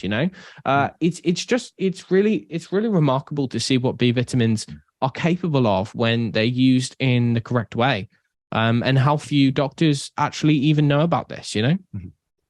So for someone that's fairly resilient, like myself, and not dealing with a super debilitating condition, as far as experimenting with thiamine supplementation, like you mentioned, the 2,000 milligram dose, to kind of see if symptoms go away. Say I want to experiment with that, and I think the highest I've gone with B1 so far is like maybe 500 for the day or something like that. I've mostly focused on the B complex. Are there any negative, side effects? Like, if you drink too much MCT oil, you get diarrhea, or magnesium, you just get loose stools. Is there something like that happens? And say I want to try that 2,000 milligrams experiment. Would I split that up, or could I try that all at once? I know you said you're limited to how much you can absorb. So. Okay. Yeah. So, right. It's going to depend on the form. So Okay. If you're taking Thiamax, let me just preface this, right? So you got different forms. You've got so you got the cheapest thiamine, which is thiamine hydrochloride or thiamine mononitrate. This is basically thiamine bound with a salt, and it's the cheapest, most widely available. That is limited in how much can be absorbed. The reason is because you've got these transporters on the gut lining and also on the cell membrane, and they're saturable. So what that means is when a certain amount has gone through, they become like blocked up. You can't really absorb much more. So the concept behind using high doses, so for the thiamine salts, you would need to use much higher amounts compared to a couple of other forms. You have you have forms which were developed or synthesized to overcome this problem, because they saw the utility in getting massive amounts of B1 into people, but they wanted to overcome the issue of having to give like 5 grams or something like that. So what they did was they bound B1, they synthesized different forms. You may have heard of one called benfotiamine. There's also another one called sorbutamine, and then there's what is contained in Thiamax called thiamine tetrahydroferryl disulfide. It's basically thiamine bound with the sulfur mercaptan group. And what that mercaptan group allows it to do is it allows it to basically melt into the bloodstream from the gut. Rather than going through these transport proteins, it can basically just bypass that whole issue. So there's no issue with absorption with that form. Same as benfotiamine, it's almost fully absorbed. Same as sorbutamine. And really, with those forms, you need to take a much lower dose than you would with the thiamine salt. So when I said this, talking about those studies, people taking 2,000 milligrams or so, that is looking at the real cheapest form. So for you, if you're taking TTFD, which is Thiamax, or you're taking benfotiamine or sorbutamine, generally the amount that you're going to need is going to be much less to reach that megadose level. The equivalent to 2 grams of the salt is probably going to be something like 400 to 500 milligrams of the of Thiamax. Okay, so you taking 4 or 5 capsules of Thiamax is probably equivalent. If you did want to do some more experimenting, then of course, be my guest. You might also want to experiment with different forms like benfotiamine. That's also widely available, and the dose is a similar range to Thiamax. But in terms of negative symptoms, yeah, there are going to be some potential side effects. One is going to be insomnia.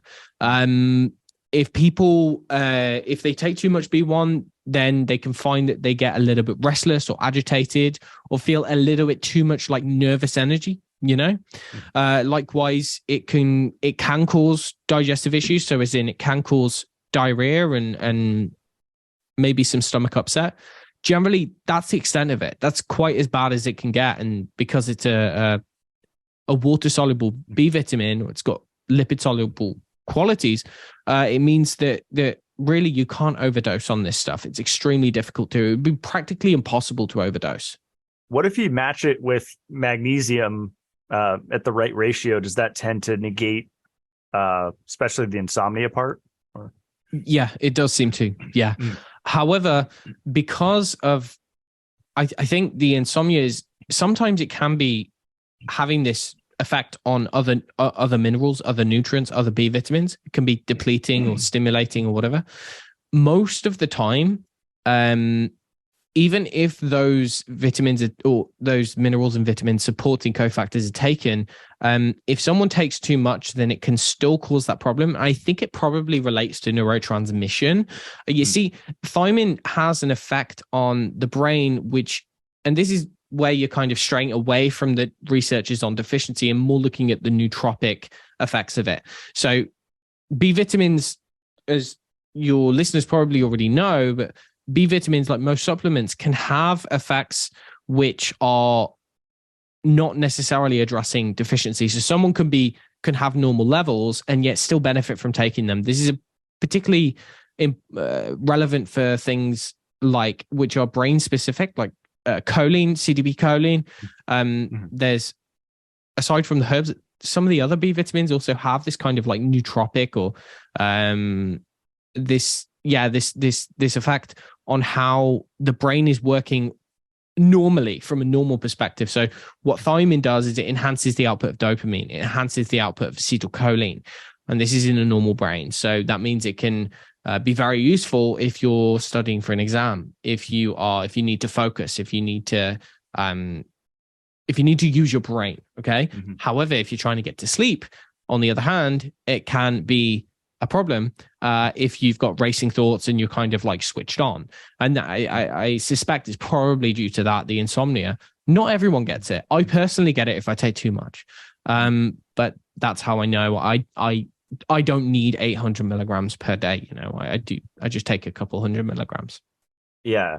Maybe taking it at the start of the day too, versus like I haven't taken your Thiamax right before bed, which is probably a good thing, but kind of keep it to like the morning, afternoon kind of time frame too.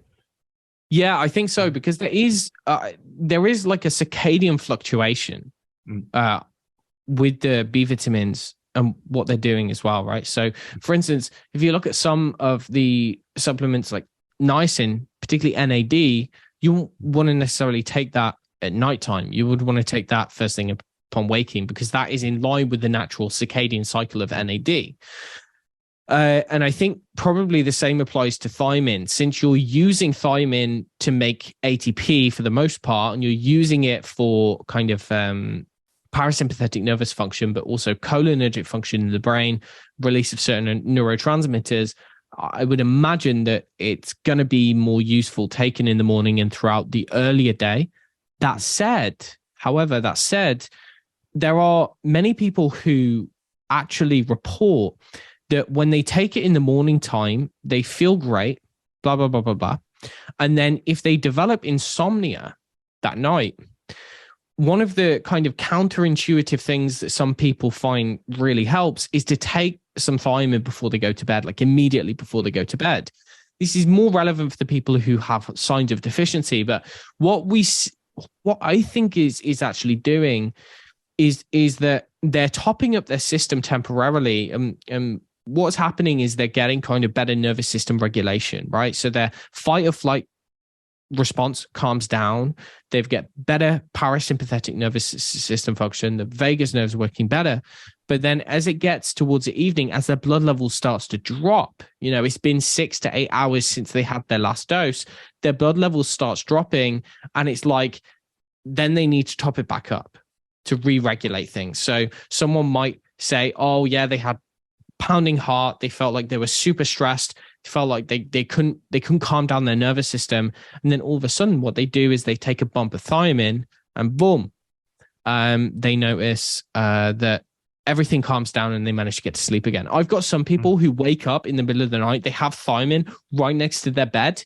They take a dose of thiamine and it puts them back to sleep. Interesting. Wow. Yeah, it's timely we're talking about this, because I haven't been consistent with B1. Like, I'll take a day off here or there just to kind of see how I feel.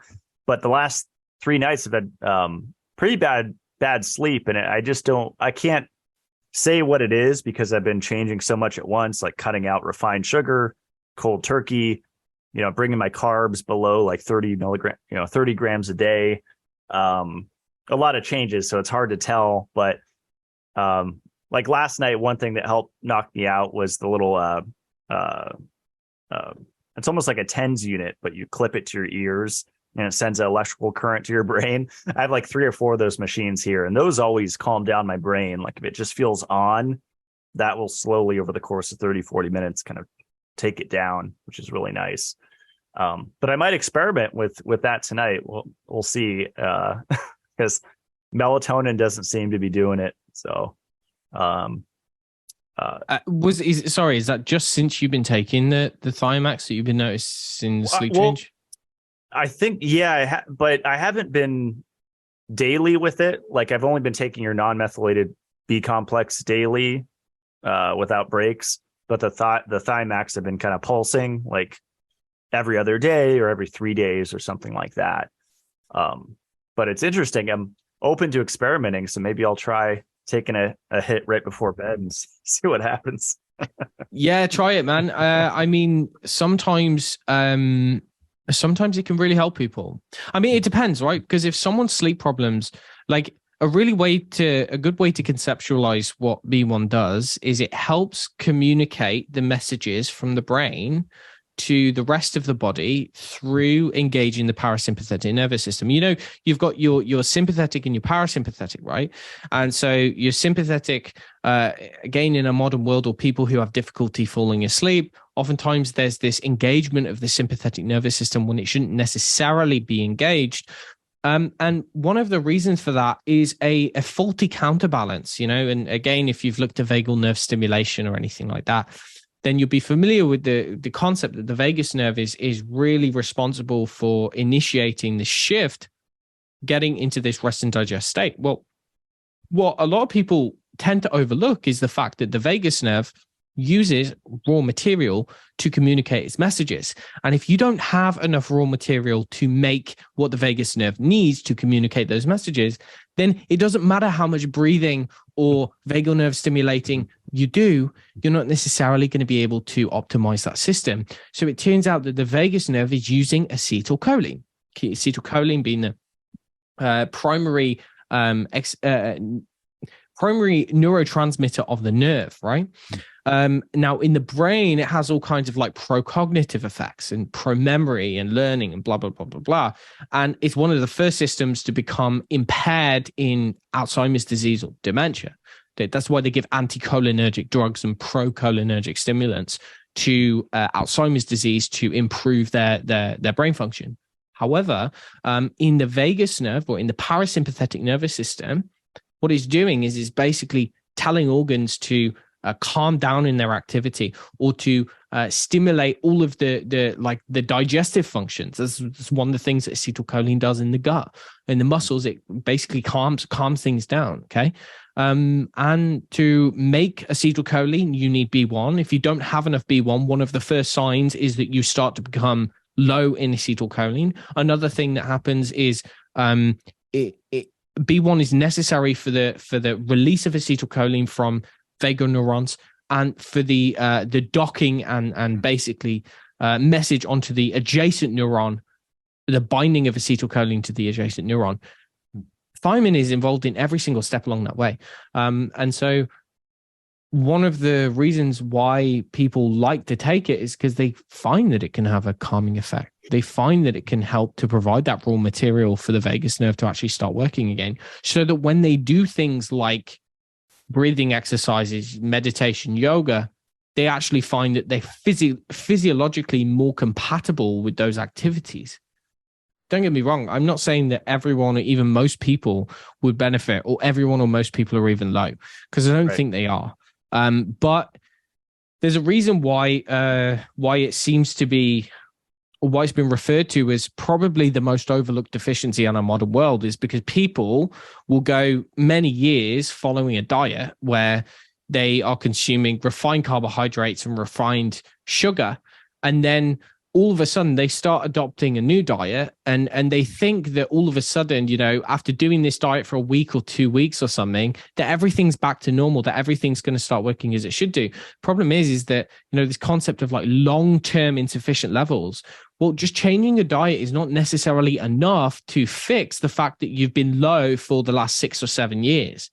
So it's like, it can be very easy to overlook this stuff and not know. And usually what you get in a B complex is not really necessarily enough to notice any of the effects. So yeah, it can be useful to experiment with, that's for sure. Do you want to do some questions, Elliot? I had listeners send in questions, and you answered a lot of them already, but I picked out some good ones. Yeah, go ahead. Okay. Does yellow urine mean you aren't absorbing your B vitamins, or is that just a normal effect? No, it means you are absorbing your B vitamins. So for instance, if you take it's primarily riboflavin. Riboflavin is orange. If you take a riboflavin capsule, vitamin B2, it looks bright orange. When you consume that through the gut, it's absorbed into the bloodstream, travels on the blood, and is filtered out through the kidneys. So the very fact that you're peeing it out in the urine shows that you are absorbing it into the blood. Now, usually, I think what it means is that you just get rid of what you don't need. Mm-hmm. Now, if you have someone who's highly deficient in riboflavin, you can give them riboflavin and they won't pee out orange. Okay. And their poo isn't orange either. So it shows that they're absorbing it and they're using all of it, or they're using most of it. So, no, it's completely normal. Practically everyone would get that. Okay. Yeah, it's funny. That's the argument that some conventional doctors will use. Let's say, you're just peeing out your vitamins. That's like a common meme. It's so simplistic. Right? Yeah. Yeah, exactly. Yeah, I mean, the fact is you only need about 5 milligrams of riboflavin at any one given time, right? So a supplement is going to contain anywhere from 25 to 50 milligrams per day. But But there are arguments for taking that higher dose and peeing out what you don't need, rather than just giving yourself a lower dose and potentially not meeting those bases. So yeah, that's normal. Awesome. Yeah, one question I thought about asking you was the niacin flush. So I experimented with that years ago. I think the first dose was 720 milligrams, and I had that sunburn look for a good 30, 40 minutes. And I think I would combine it with the sauna. And lately I've been taking niacinamide the last 2 to 3 years, which is another form of B3. So I'm just curious your thoughts on, I guess, niacin versus niacinamide, and then the niacin flush specifically, if that's beneficial. Yeah, it depends what you're trying to achieve. So for the cardiovascular issues, like if you look at the work of Abraham Hoffer and his colleagues, then they would say that the flush is one of the necessary things. Actually, to get the flush is part of the mechanism by which you're exerting some of the beneficial effects on the vascular system in the heart. Really, all it is that it's triggering the release of prostaglandin D2, and what that does is it basically activates vasodilation, and then you get this kind of rush of blood to the skin. It's harmless. I personally enjoy it. Some people hate it.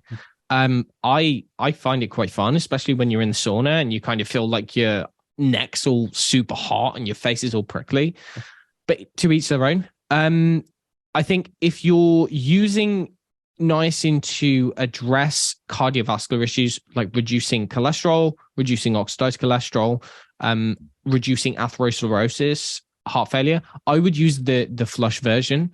The exact mechanism why, it's been years since I looked into it. I can't think off the top of my head. But there are theoretical justifications for using flush niacin over niacinamide. That said, if you're just using niacinamide in basically to improve mental health, it can be very useful in bipolar or schizophrenia. If you're using it to improve mental health, or if you're just using it for its kind of its mitochondrial benefits or whatever, or as a general supplement, niacinamide is generally the best tolerated, and that's the one that I would go for. Or maybe one of the newer forms like nicotinamide mononucleotide, NMN. If you're using it specifically, so my answer is short. For cardiovascular issues, I would use flush. Mm-hmm. And there is a reason for it. I just can't think of it off the top of my head. Yeah, it was interesting. I was reading about histamine recently, because I seem to be going through some histamine reactions, and apparently niacin and niacinamide does it increase the release of histamine, and then there are counter things like quercetin that help. Have you done dives into histamine and that whole rabbit hole? Yeah. So if you don't mind me asking, when would that be triggered? Would that be after a meal, or would that be another time of day when someone would get it? Because it's kind of context dependent, right? Yeah. I mean, mine would be, it's been like 2, 3, 4 hours after a meal. 2, 3, 4 hours after a meal. And is there any like identifiable trigger, like an allergen, or is it just out of nowhere, out of the blue? Out of nowhere. Yeah. It's been like itching. And I'm just wondering if, I mean, it could be, not to turn this into a consultation for myself, but I'm wondering if it's like a candida. I mean, because I was drinking Mexican Coca-Cola couple a week, root beer in glass, good Virgil's, whatever. And I was putting white sugar in my goat milk for like a couple of years. So pretty substantial amount of refined white sugar for the last couple of years. So I'm wondering if it's like a yeast die-off or something like that that's potentially triggering it, since I cut off their food supply. I don't know. Yeah, I don't know. So when it comes to histamine, there's a couple things that I would usually be looking at. And again, it can be, I don't want to oversimplify it here. Mm-hmm. I would look at, okay, is it coming from the gut? Is it? Because it might not be. If it's coming from the gut, then why? Is it like a dysbiosis thing? Is it that someone has, is it that someone has a dysbiosis? Do they have a small intestinal bacterial overgrowth? So if it's coming from the gut, that's one thing. If it's not coming from the gut, then I'd be looking at things like B6, copper, methylation. Copper, both B6 and copper, are necessary for enzymes which inactivate histamine. You've got diamine oxidase. You've got histamine N-methyl transferase, HNNT. That also requires SAMe, which is derived from methylation. So there's a variety of different nutrients which could be involved in breaking down histamine. So the thing is, like, does it happen when someone's fasting? If someone's fasted for 24 hours and they're still getting histamine reactions, I would tend to think that it's less likely coming from the gut, and it's more likely related to a nutrient imbalance. But if it's only after someone eats, like 3 or 4 hours after they eat, then it could also be a systemic nutrient imbalance, but it could also be a dysbiotic kind of thing. So yeah, I don't know. I don't know if you've heard of Candibactin. It's like a Metagenics product. It's it's excellent. Yeah. So I've been doing heavy rounds of that for like a month. So that could have been part of it. Cause it's like, for those that aren't aware, it's oregano oil, thyme oil, basically this really concentrated plant essential oils, but with like, is it berberine? So basically taking these gel caps, the liquid, and then these tablets. This is like a cleanse. It's not something to do long-term, right? But that could have stirred something up in my gut potentially, because that's kind of like a nuclear bomb, right? I mean, I've done rounds of high dose wild oregano oil, and that stuff's strong. Yeah, the Candibactin AR and BR, that's the whole protocol, right? And that's actually one of the ones that they studied. They did a clinical study for small intestinal bacterial overgrowth like years ago. It was about 10 years ago. Everyone went crazy for that stuff. I personally, that's my favorite kind of gut antimicrobial protocol. I find it works wonderful. It is like a nuclear bomb though.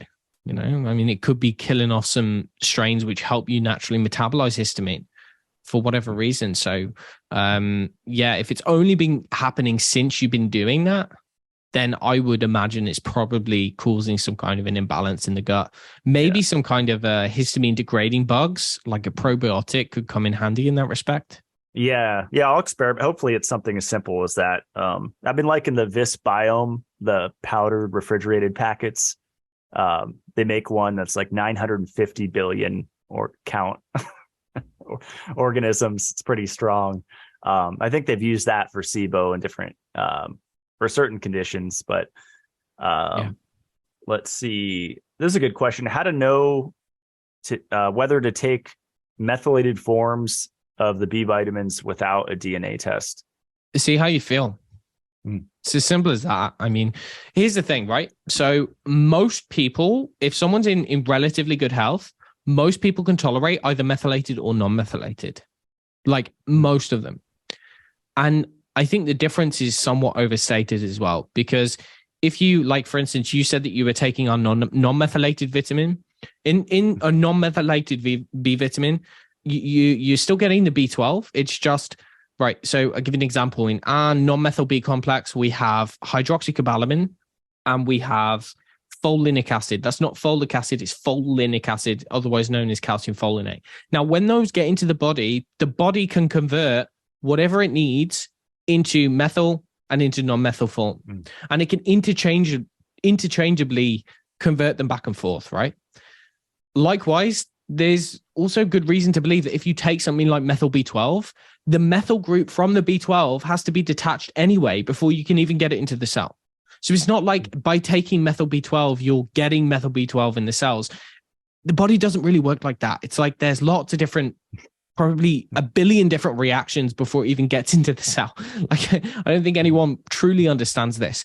What I would say is that 99% of the time, someone can just take the supplement and see how they feel. If they feel okay, then they're good with that. Now, you could say, and you could look at all of the genetic SNPs and say, oh, yeah, well, you've got you're homozygous for this and heterozygous for this and homozygous for this.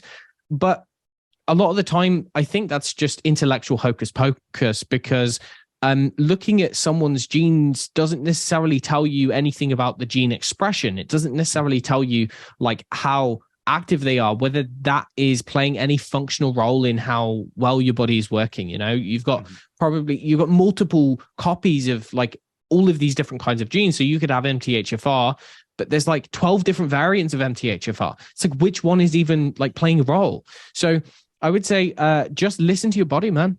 I like it.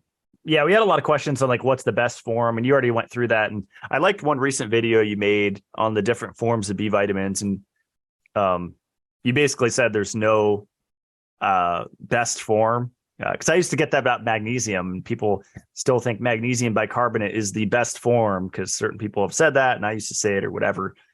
But different people react to different forms of supplements, right? Whether it's vitamins or minerals or whatever. Yeah. So it really is about the experimentation. Because someone asked on the same note, is B6 or B9 toxic to supplement? I know if I take the inactive form of B6, I get super itchy. Was it pyridoxine HCl? Yeah. I think it is. But P5P, I'm fine. I don't get any itching. So I know that happens for me. So does that make it, quote, toxic? Well, that one form of B6, right? I think there's this meme going around that B6, even low dose, causes neuropathy. I'm sure you've heard that, or yeah. People like to oversimplify things. I try to stay as clear as possible away from these kinds of oversimplifications to say that any one particular type of supplement is toxic. Because I think if there was any one particular type of supplement that was toxic, I don't think that anyone would take it. I don't think that it would have gotten to the point where it had been researched and even made its way into a supplement.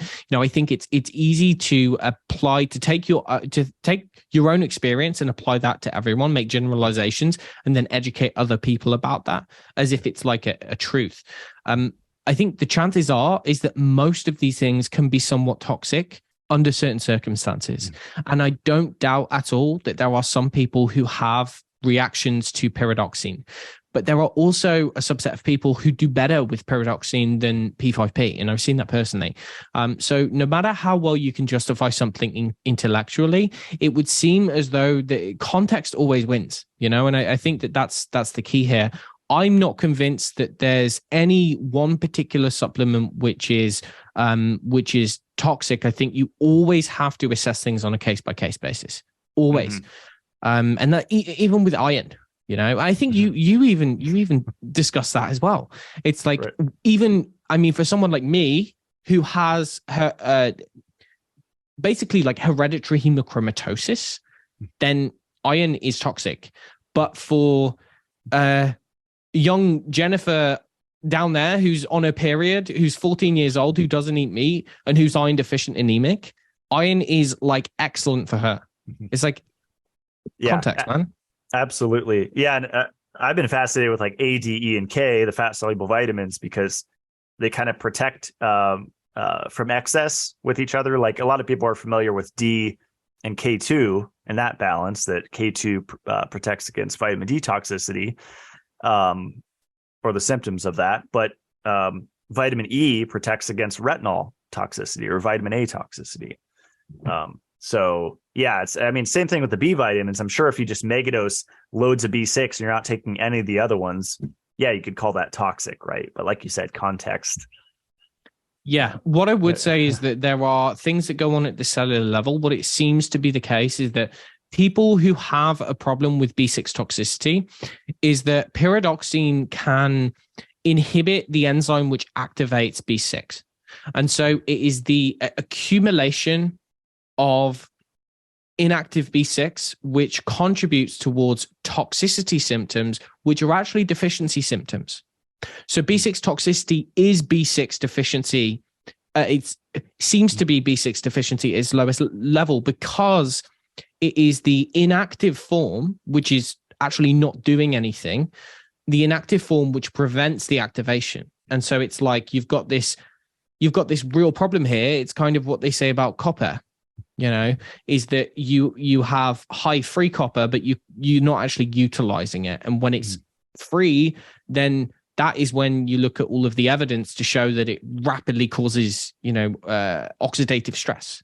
and it causes damage to cells. You know, like you expose mitochondria to too much copper, and it's like whew, game over. You know, it's like iron. So everything's context dependent, and I think that everything needs to be assessed in that way. Try not to, yeah. That's great. That's great. Is it true that supplementing with B1 or B vitamins has a hangover reducing effect? Or I guess, you know, if someone were to drink, what are the top nutrients you would take before and after? Yeah, definitely the B vitamins, because alcohol depletes B1, that's for sure. Because it has a depleting effect on the other Bs, but because one of the things that is contributing to a lot of the negative effects of having a hangover, of course, you've got the dehydration aspect of it, which drinking fluid is going to be the only way that you're going to manage that. But it is really because alcohol takes center stage in the liver, so it can impair the detoxification of other things that you would ordinarily be getting rid of, right? So it's like as long as your liver is busy getting rid of alcohol, then it's almost like your resources become reduced and you can't process a lot of other stuff. So then you're dealing not only with the toxic breakdown products of alcohol, acetaldehyde, etc., but you're also dealing with a backlog of other shit that your liver has to then process. And so the Bs are particularly useful for all of the phase 1 liver detoxification reactions. But I would also say you'd want to be taking some amino acids with that, some glycine, some N-acetylcysteine, and maybe even some liposomal glutathione. I would go so far as to say that. So like on New Year's Eve, you can bet I laid down on the liposomal glutathione. I killed that stuff before New Year's Eve because I'm not going through I'm not drinking, you know. Like it's interesting. Like I think so Ben Greenfield lives close to me. I've been to his house multiple times, and he made a post recently, you know, biohacker guy, about dry farm wines, like the low sugar lab tested wines. And 90% of the reaction was negative. It was like, how can you promote this poison? You're snake oil, you're promoting alcohol, you're a horrible person, blah, blah, blah. And again, back to context, it's like those people probably have had alcoholic parents or partners in their life. And so they have this, you know, philosophy around alcohol that nobody should ever drink it ever on earth, but that's just their experience with it versus, you know, in a balanced way, one glass of wine here or there with your loved one over, you know, salmon dinner or something. It's a beautiful thing. And it's beneficial. I recently found the whole acetaldehyde supplement market. Like there's a probiotic now you could drink that prevents the breakdown of that. And there's some compound, I think Michaela Peterson started selling that prevents that breakdown. Is that like DMP? Yeah. DMP something. Yeah. I'd actually not come across that until I saw she was selling it. Yeah. Yeah. Fun I stuff. don't blame her if it works. Yeah, right. I mean, that's the thing, right? It's like people who say alcohol is poison. I really try to stay away from people who promote a black and white view of the world, because time and time again, you know, I gradually learned that there is very few absolutes. Even with nutrition, with health, and even things that you would think are objectively bad for everyone don't seem to be that way. So I think if you're someone who has relatively good metabolic flexibility, you're quite robust in terms of your health, then I don't think alcohol is problematic if it's taken in moderation, if it's not abused. And it's something that we've done for how many thousands of years. I generally think that those things are probably not as bad as they are painted out to be. Right. Yeah. Lipofuscin is such a hard topic to research because there's not books on it that I've found. There's not a lot of information. But the research on ethanol consumption for reducing lipofuscin is fascinating. And then if you go over a threshold, it increases its accumulation. So I don't know if it's a couple teaspoons or tablespoons, but I would imagine it's contextual based on your vitamin E status and glutathione, various other things. But that's interesting. Where did you come across that? Was Pete? Does Pete talk about that? I think he might have been the one. I'm pretty sure. If you just search ethanol consumption lipofuscin, there's a great PubMed study on it. But yeah, it's hard to kind of pin down the dosage there. And I would imagine it varies individual to individual, what effect you get. Because so far I've only found like DMAE. They're trying to develop pharmaceuticals to remove lipofuscin. It's one of those things that impairs autophagy. So I think it's kind of central to aging. Yeah, that's interesting. It makes you wonder, there's research on alcoholic drinks and longevity, and there are people who say, oh, this research is bunk.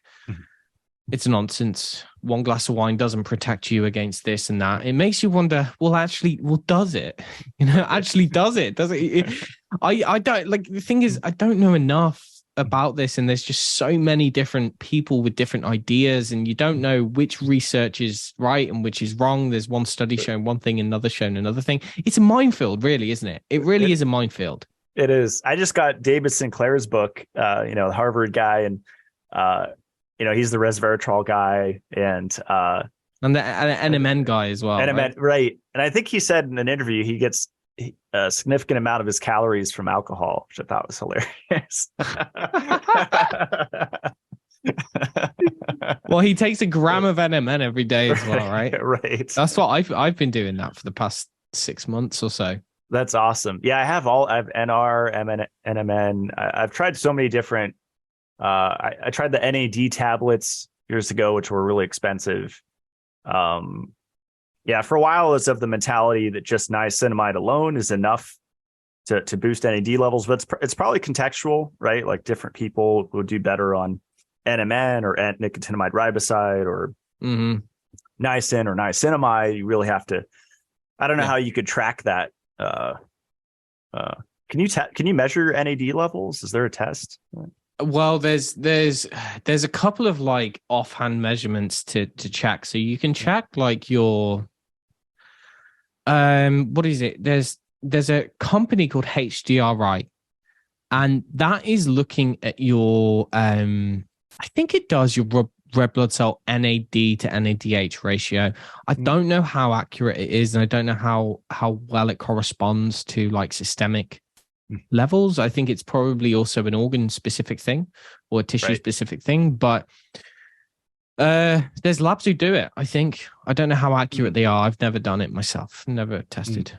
Yeah, that's one of the things I'm most excited about for the future is being able to do more advanced testing to I don't know if what that's going to look like, but to be able to look deeper into the body to measure status of different things. I mean, there's been so many biohacking devices over the years. Like I think a Kickstarter campaign was selling a little pen that you hooked up to an app, and you press it on the two different parts of your fingernail on all your nails and your fingers, and it would supposedly tell you what vitamin and mineral deficiencies you had, or if you had too much or too little, based on like acupressure meridian points. But yeah, it did. It seemed more fun than anything. I don't think it was very accurate. Yeah, I mean, I'll believe it when I see it. Right, I'll believe it when I see it. With that kind of stuff, I'm open to that kind of stuff. If they can do that, then that's great. But then again, there was that case. There was that case of that. Were you familiar with that? She was like a corporate psycho. Can't remember her name. Blonde hair. A couple of years ago in the US, she had billions of dollars of investors, and they were high level investors as well. She had claimed to be able to perform, what was it, like 300 blood tests just from taking a finger prick sample. So she'd got like billions of dollars invested in this biotech corporation, and they claimed to be able to have this test available to the general public within like 2 years. And this was going to like revolutionize health testing, because rather than having to take multiple vials, you would have been able to do everything just from like one finger prick. Anyway, it turned out that she was a complete fraud, and now she's actually in prison because none of it was true. So there's lots of people who claim to be able to do this, but I'm cautious. Interesting. Yeah. Quick aside to that. I was recently at a conference, a health conference, and I don't know if you've heard of the Copper 2 guy, Charlie. He was the Mitosynergy brand. Yeah, I know of the product. I don't know of the guy. Okay. So I met him in person and he knew who I was, and he sat me down and he invited me up to the hotel room to look at my blood and a live blood microscope. And he claimed that copper 1, like copper bisglycinate and copper glutamate, all the normal supplemental forms were toxic.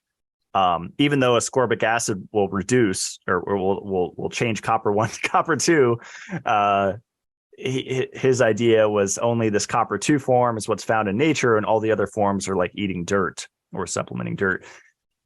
But he passed away like a couple months after that conference. It was really interesting because apparently that form of copper is beneficial for cancers and certain supposedly non-curable conditions. So part of me wonders if they if they took him out because he was gaining some traction, but because he did have some clinical studies behind that copper 2 product. I can't remember the exact name of it was copper 2 bound in niacin. So it was a copper niacin form. Right. But it was super expensive. I mean, it was like $1 a capsule. Wow. So yeah. I know some people who took that. But I never came across his work. Is it still manufactured? I think his brother took over. And now there's like 2 or 3 companies now selling it. It's like if you like copper niacin, if you search that probably. I've come across that as well. I've never delved too much into that area of things. I just find that there's so much else. I try to listen to people who also, who do their dive into it. I try to get a rough understanding, but you can't learn as much as you need to learn about every single one of these topics, right? It's just impossible. And there's so many nuances and so much more information coming out all of the time. So it's just like, there's only so much time in the day. Yeah. But that's interesting. I'll check that out. Right. That's my current issue. Someone said, and this is more of a comment, I've heard a large percentage of patients in psych wards have significant B1 deficiency. Yeah, it's true. Wow. Yes, psych wards, ICU. In fact, in the ICU, the emergency room, in the intensive care unit, sorry. Approximately, what is it? What's the level? Was it like approximately 70% are deficient? No. Approximately 20 to 30%, if I remember correctly, 20 to 30% are mildly deficient when they get in there, but then within 10 days, up to 70% of them are deficient. So that's either because of the junk that they feed them, because they do feed them bad food, or it could be the IV nutrition that they give, which is pretty bad. Or alternatively, it could also relate to the fact that they're in an intensive care unit, their body is rapidly using up nutrition to try to deal with some kind of a problem that they're dealing with. So they're just not getting enough. So yeah, it's true among any kind of care unit, whether it be conventionally medical or elderly or psychiatric, B1 deficiency is super common among that population. Wow. Have you heard of a connection with epilepsy and seizures with B1? Yeah. Yeah, indeed. Of course. In fact, there's one of the main things that they use it for is reducing seizure frequency. In fact, I have a woman who just commented to me. She sent me an email a couple of weeks ago too, to say that she thought she was going to die. She was having seizures so bad that she was afraid that she was actually going to hit her head. She felt like she was going to die basically, and she'd almost given up. She tried 500 milligrams of B1 and she hadn't seen any improvement. I think she was on a ketogenic diet. She tried lots of different things, and nothing had worked. But so she came across somewhere I'd written or a video that I'd done, and she decided just to take a leap of faith. She took 1,800 milligrams, and within like 3 days, her seizures stopped and all of her symptoms improved. And Wow. she's been like that for months now. I'm thinking about getting her actually for an interview on my channel just to explain the situation. That'd be great. Wow. There's a lot of evidence, a lot of research using B1 for epilepsy and seizures. What I would say is that in some conditions, if the seizures are cholinergic, meaning that if there's too much, there's a heightened release of acetylcholine in the brain, which is triggering the seizure, then thiamine can make it worse because thiamine enhances acetylcholine in the brain. But most seizures aren't that. Most seizures are unrelated. And so thiamine can actually put the brakes on that, because what it does is it helps to clear up glutamate. Glutamate is the main excitatory neurotransmitter in the brain. And seizures, oftentimes, they relate to this problem of glutamate excitotoxicity. Glutamate is involved in neuron firing, and you get just rapid neuron firing. Well, one of the consequences of B1 deficiency, or one of the pharmacological effects of using thiamine, is that it can help the brain to clean up excess glutamate.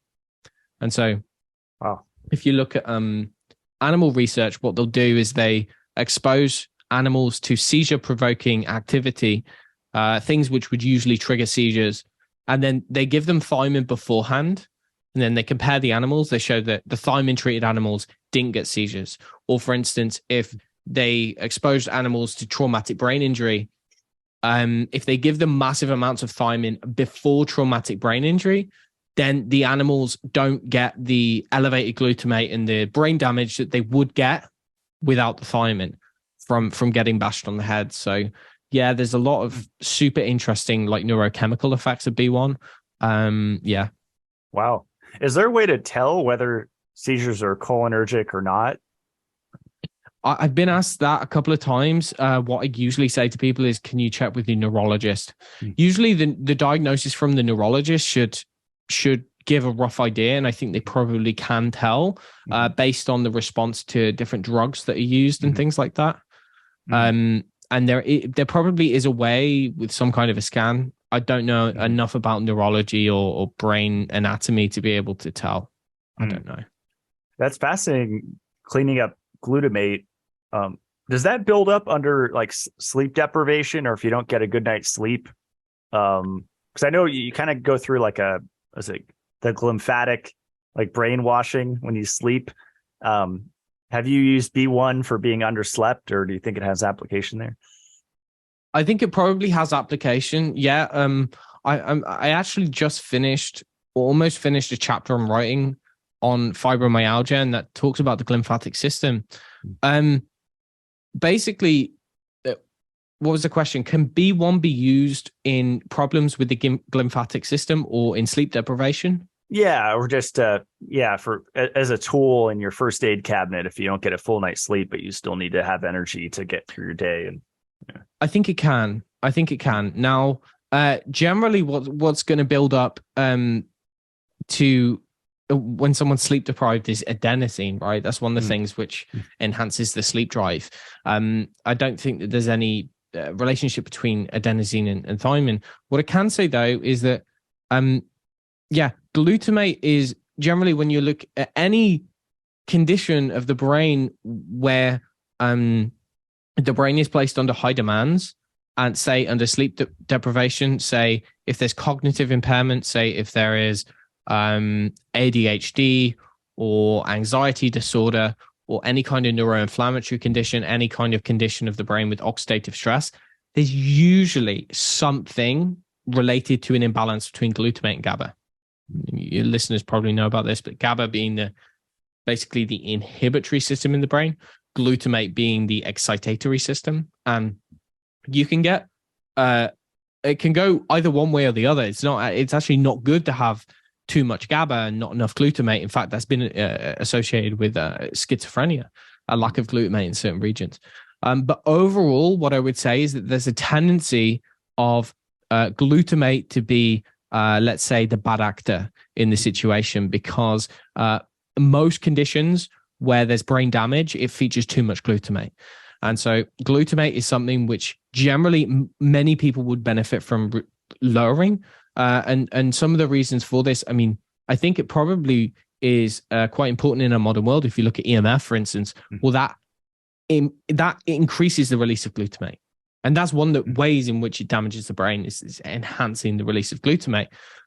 So thiamine, because thiamine is a cofactor for an enzyme called glutamate dehydrogenase.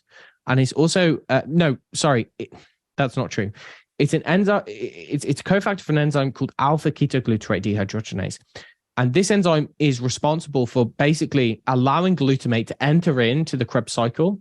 So the Krebs cycle being one of the ways by which cells make energy, okay? And glutamate, being an amino acid, is anaplerotic. It means that it can enter in and it can be used and broken down further to make ATP. So one of the ways in which cells protect against too much glutamate is by sucking it into the TCA cycle. And they do that because it enters in alpha ketoglutarate dehydrogenase. But if you don't have enough B1, then you can't take up glutamate and use it in that way. And so it ends up sticking around for too long. Okay. B1 can also enhance the rate at which glutamate is broken down or is converted into GABA. So there's lots of things that your brain can do with glutamate if it's in too high concentrations. But thiamine appears to be one of the main tools by which it can process glutamate alternatively. So yeah, it's super interesting. I mean, other B vitamins as well, B6. B6 super important for glutamate balance, for production of GABA. Taurine, again, it's not just B1, I think there's lots of nutrients across the board, but again, B1 is my primary interest. That's why I've spoken about it. So yeah, this was awesome, Elliot. This was really fun. And do you think you'll ever release like a B2 isolated supplement? Because I've heard that one helps with a lot of different things, like anxiety or various things. Yeah. You know about Gregory Russell Jones? No. Have you ever heard of the concept of functional B2 deficiency? I've heard of it.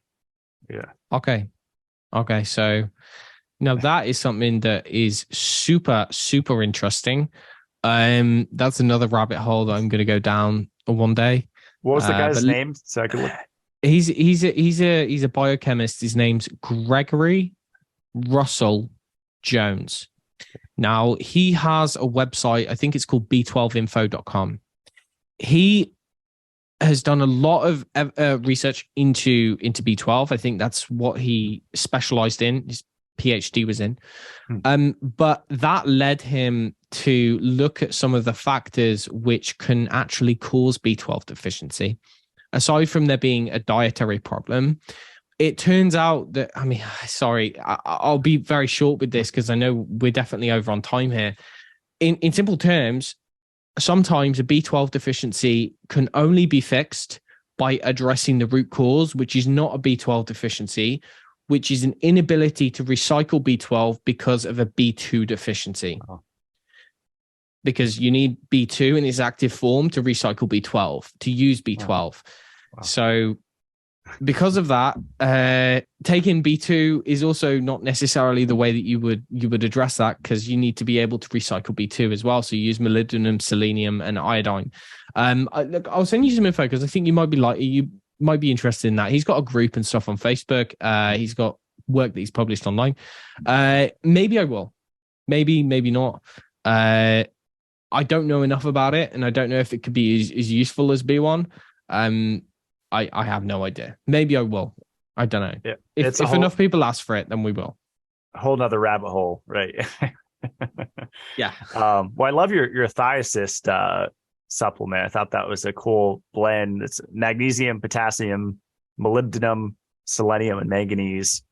Molybdenum, selenium, and manganese are kind of overlooked minerals. Like, I've been playing with pretty high dose manganese based on what my HTMA practitioner recommended based on my results.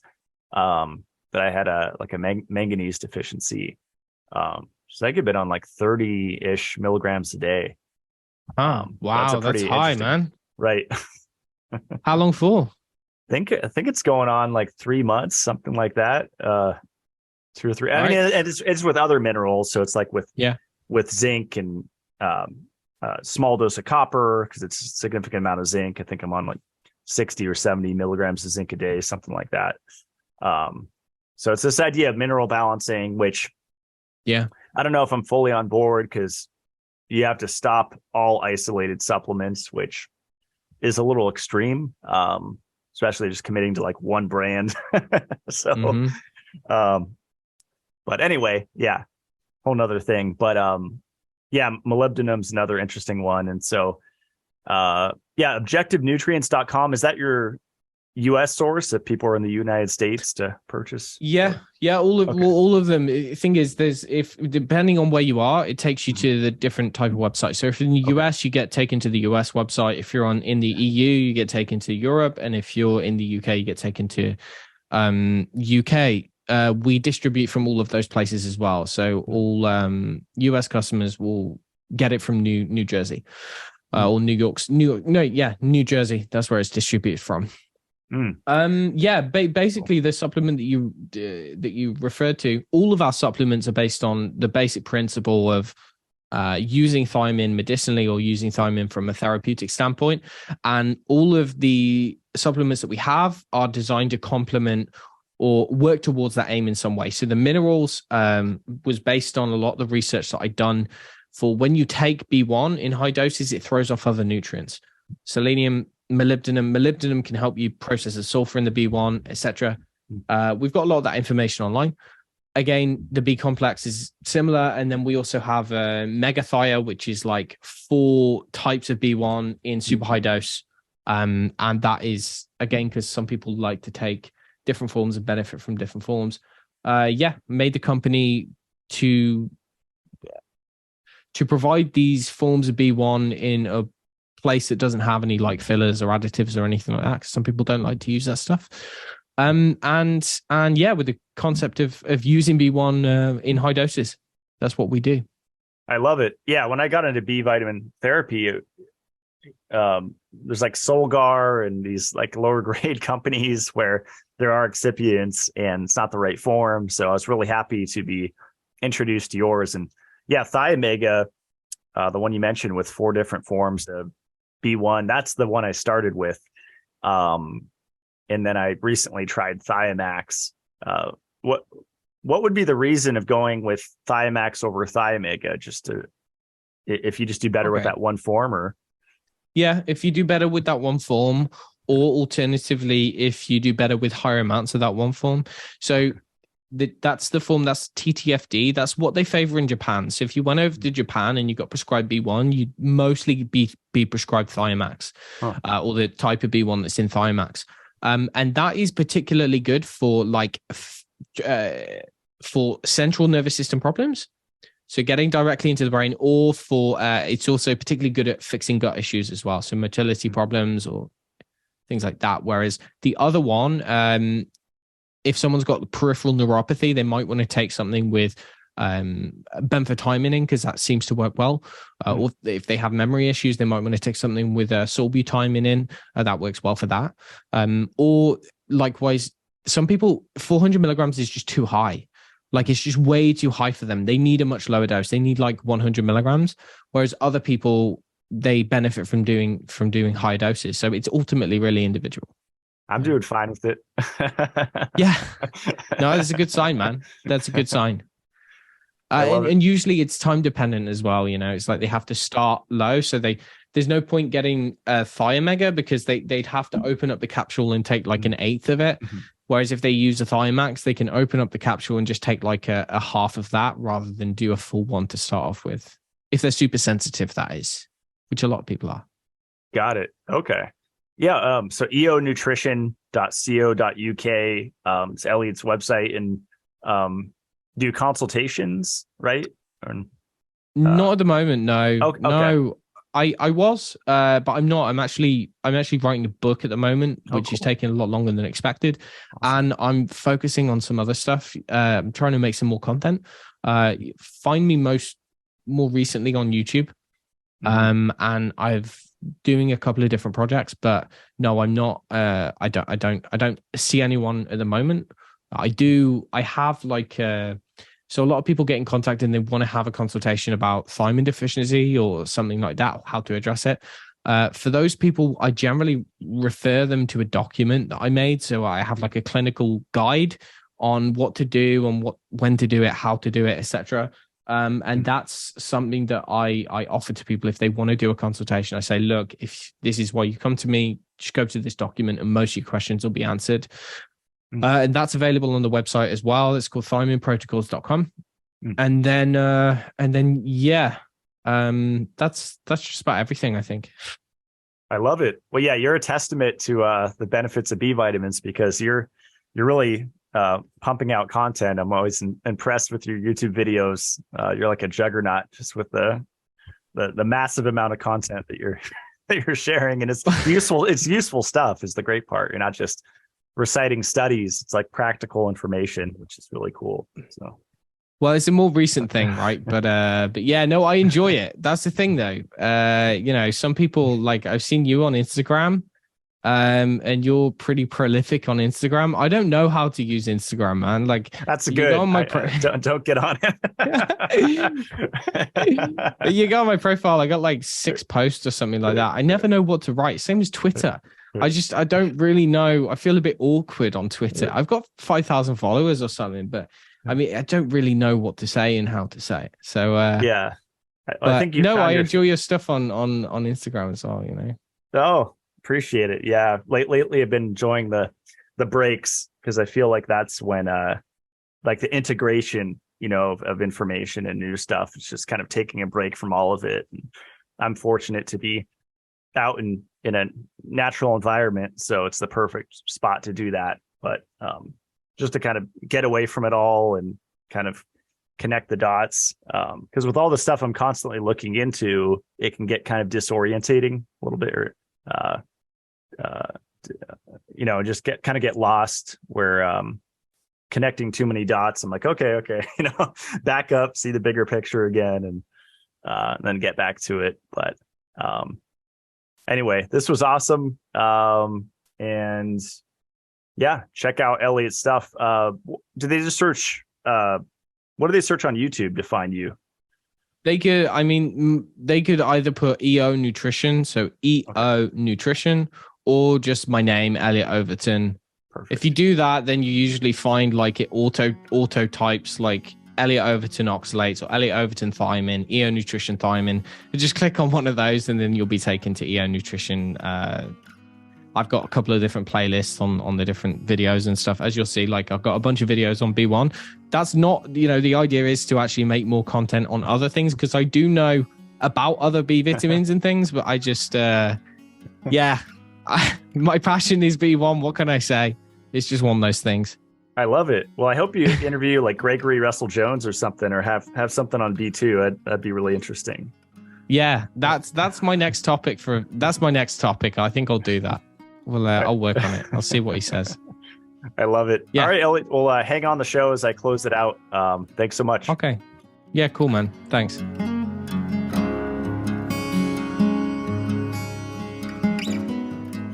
As I said in the show, Elliot is a testimony to the power of thiamine and B vitamins in general, with his ability to articulate and effortlessly recall all of these very difficult concepts about human health. I would not consider myself a specialist that deep dives into one or two subjects.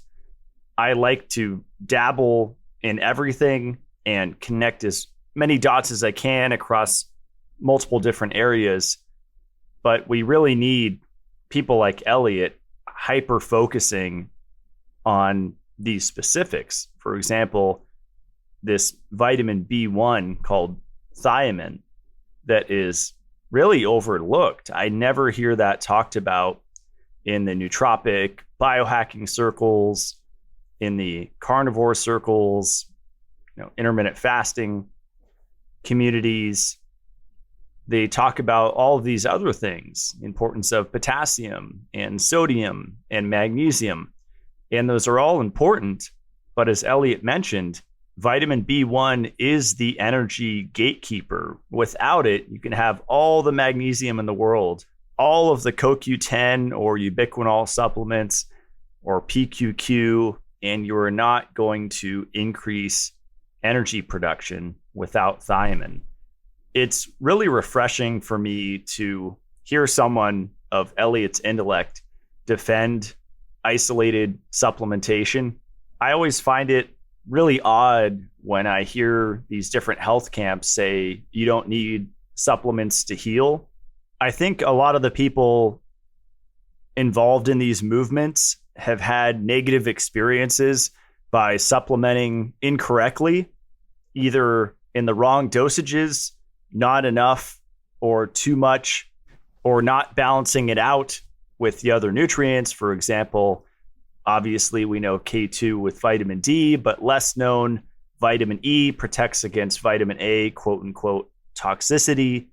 And it goes on, where you can take way too much zinc, but if you take a little bit of copper, say copper bisglycinate, with your, say, 100 milligrams of zinc, just a random example, then you'll have a better experience than not taking any copper at all. And so B1 and magnesium.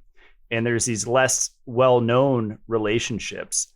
And I think these people that haven't had positive experiences with nutritional supplements were doing it wrong. They were unaware of how to balance out these nutrients. I would say there are certain exceptions, like enzyme therapy, whether it be digestive or systemic enzymes. You don't have to balance those out. In fact, I've had transcendental experiences using enzyme therapy while intermittent fasting. But for most cases, when it comes to vitamins and minerals especially, you must know the cofactors, and usually you have to take one or two other things to balance out an isolated supplement that you're taking. In the end, the results speak with supplements. I've experienced it in my own life, which is what led me to create Mitolife, and likewise Elliot with EO Nutrition and his US branch, Objective Nutrients. It's really incredible to introduce supplements to my friends, family members, even neighbors, and hear these miraculous testimonials. This supplement changed my life. And of course, the missing links are not going to be uniform across the board for every single individual. The supplements that are required to get back into balance vary. Like I mentioned to Elliot, and he was vegetarian for many years of his life. I was vegan for many years of my life, or mostly plant-based. And that definitely affected my iron status, copper, zinc, manganese. I wasn't getting essential fats or amino acids for most of my life, most likely, creating stunted growth in my brain and all throughout my body. But I do believe in the power of the body to regenerate. And if you stay consistent with a foundation of the highest quality food that you can find, plus proper supplementation, good sleep, good light environment. I've been really liking the Philips Hue bulbs. My friend Jonathan got me into those, and I'm actually using those to influence my circadian rhythm because they're based off clinical studies with their natural light setting. So I've really been enjoying those bulbs with low flicker. Of course, nurturing and cultivating good relationships with loved ones, keeping a really close circle of people that you can trust and depend on and confide in. These are all really crucial pieces to human health. But I would put nutritional supplements, specifically isolated supplements, up there in importance with all of those things. So if you want to dive more into Elliot's work, you can go to eonutrition.co.uk. I'll put the link in the show notes. And if you're in the US and you'd like to order his products, you can go to objectivenutrients.com. If you want to check out my work, you can go to matt-blackburn.com. I have my CLF protocol. I'm working on getting all the podcasts transcribed. So there's quite a few up there. If you prefer to read text versus audio, you can click the podcast tab. If you go to shop, you can see all of my recommended products.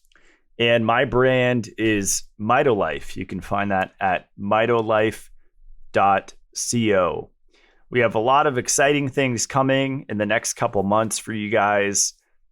Really, March, April, going to be a really exciting time with the drinking water filter finally being released. That's been about 2 years in the making. I have 2 or 3 new supplements in the works that I'm going to keep secret until it gets closer to launch. And the elk velvet antler should be back in stock within the next few weeks. I'm also going to be ramping up the information about all of the various Mitolife supplements and the scientific backing that they have. Specifically bamboo silica extract, which I'm switching to with a lot of the Mitolife supplements. I've noticed personally that my hair and nails have been growing at a rapid rate, probably 3 to 4 to 5 times as fast as they normally grow. So I have to trim my nails more. I have to go get a haircut more often. And to me, that's annoying.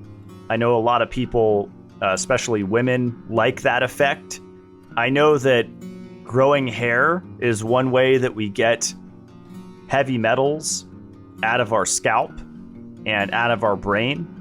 So I know that with accelerated hair growth, I'm actually getting accelerated heavy metal removal.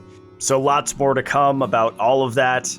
I will see you guys on next Friday's show, and stay supercharged.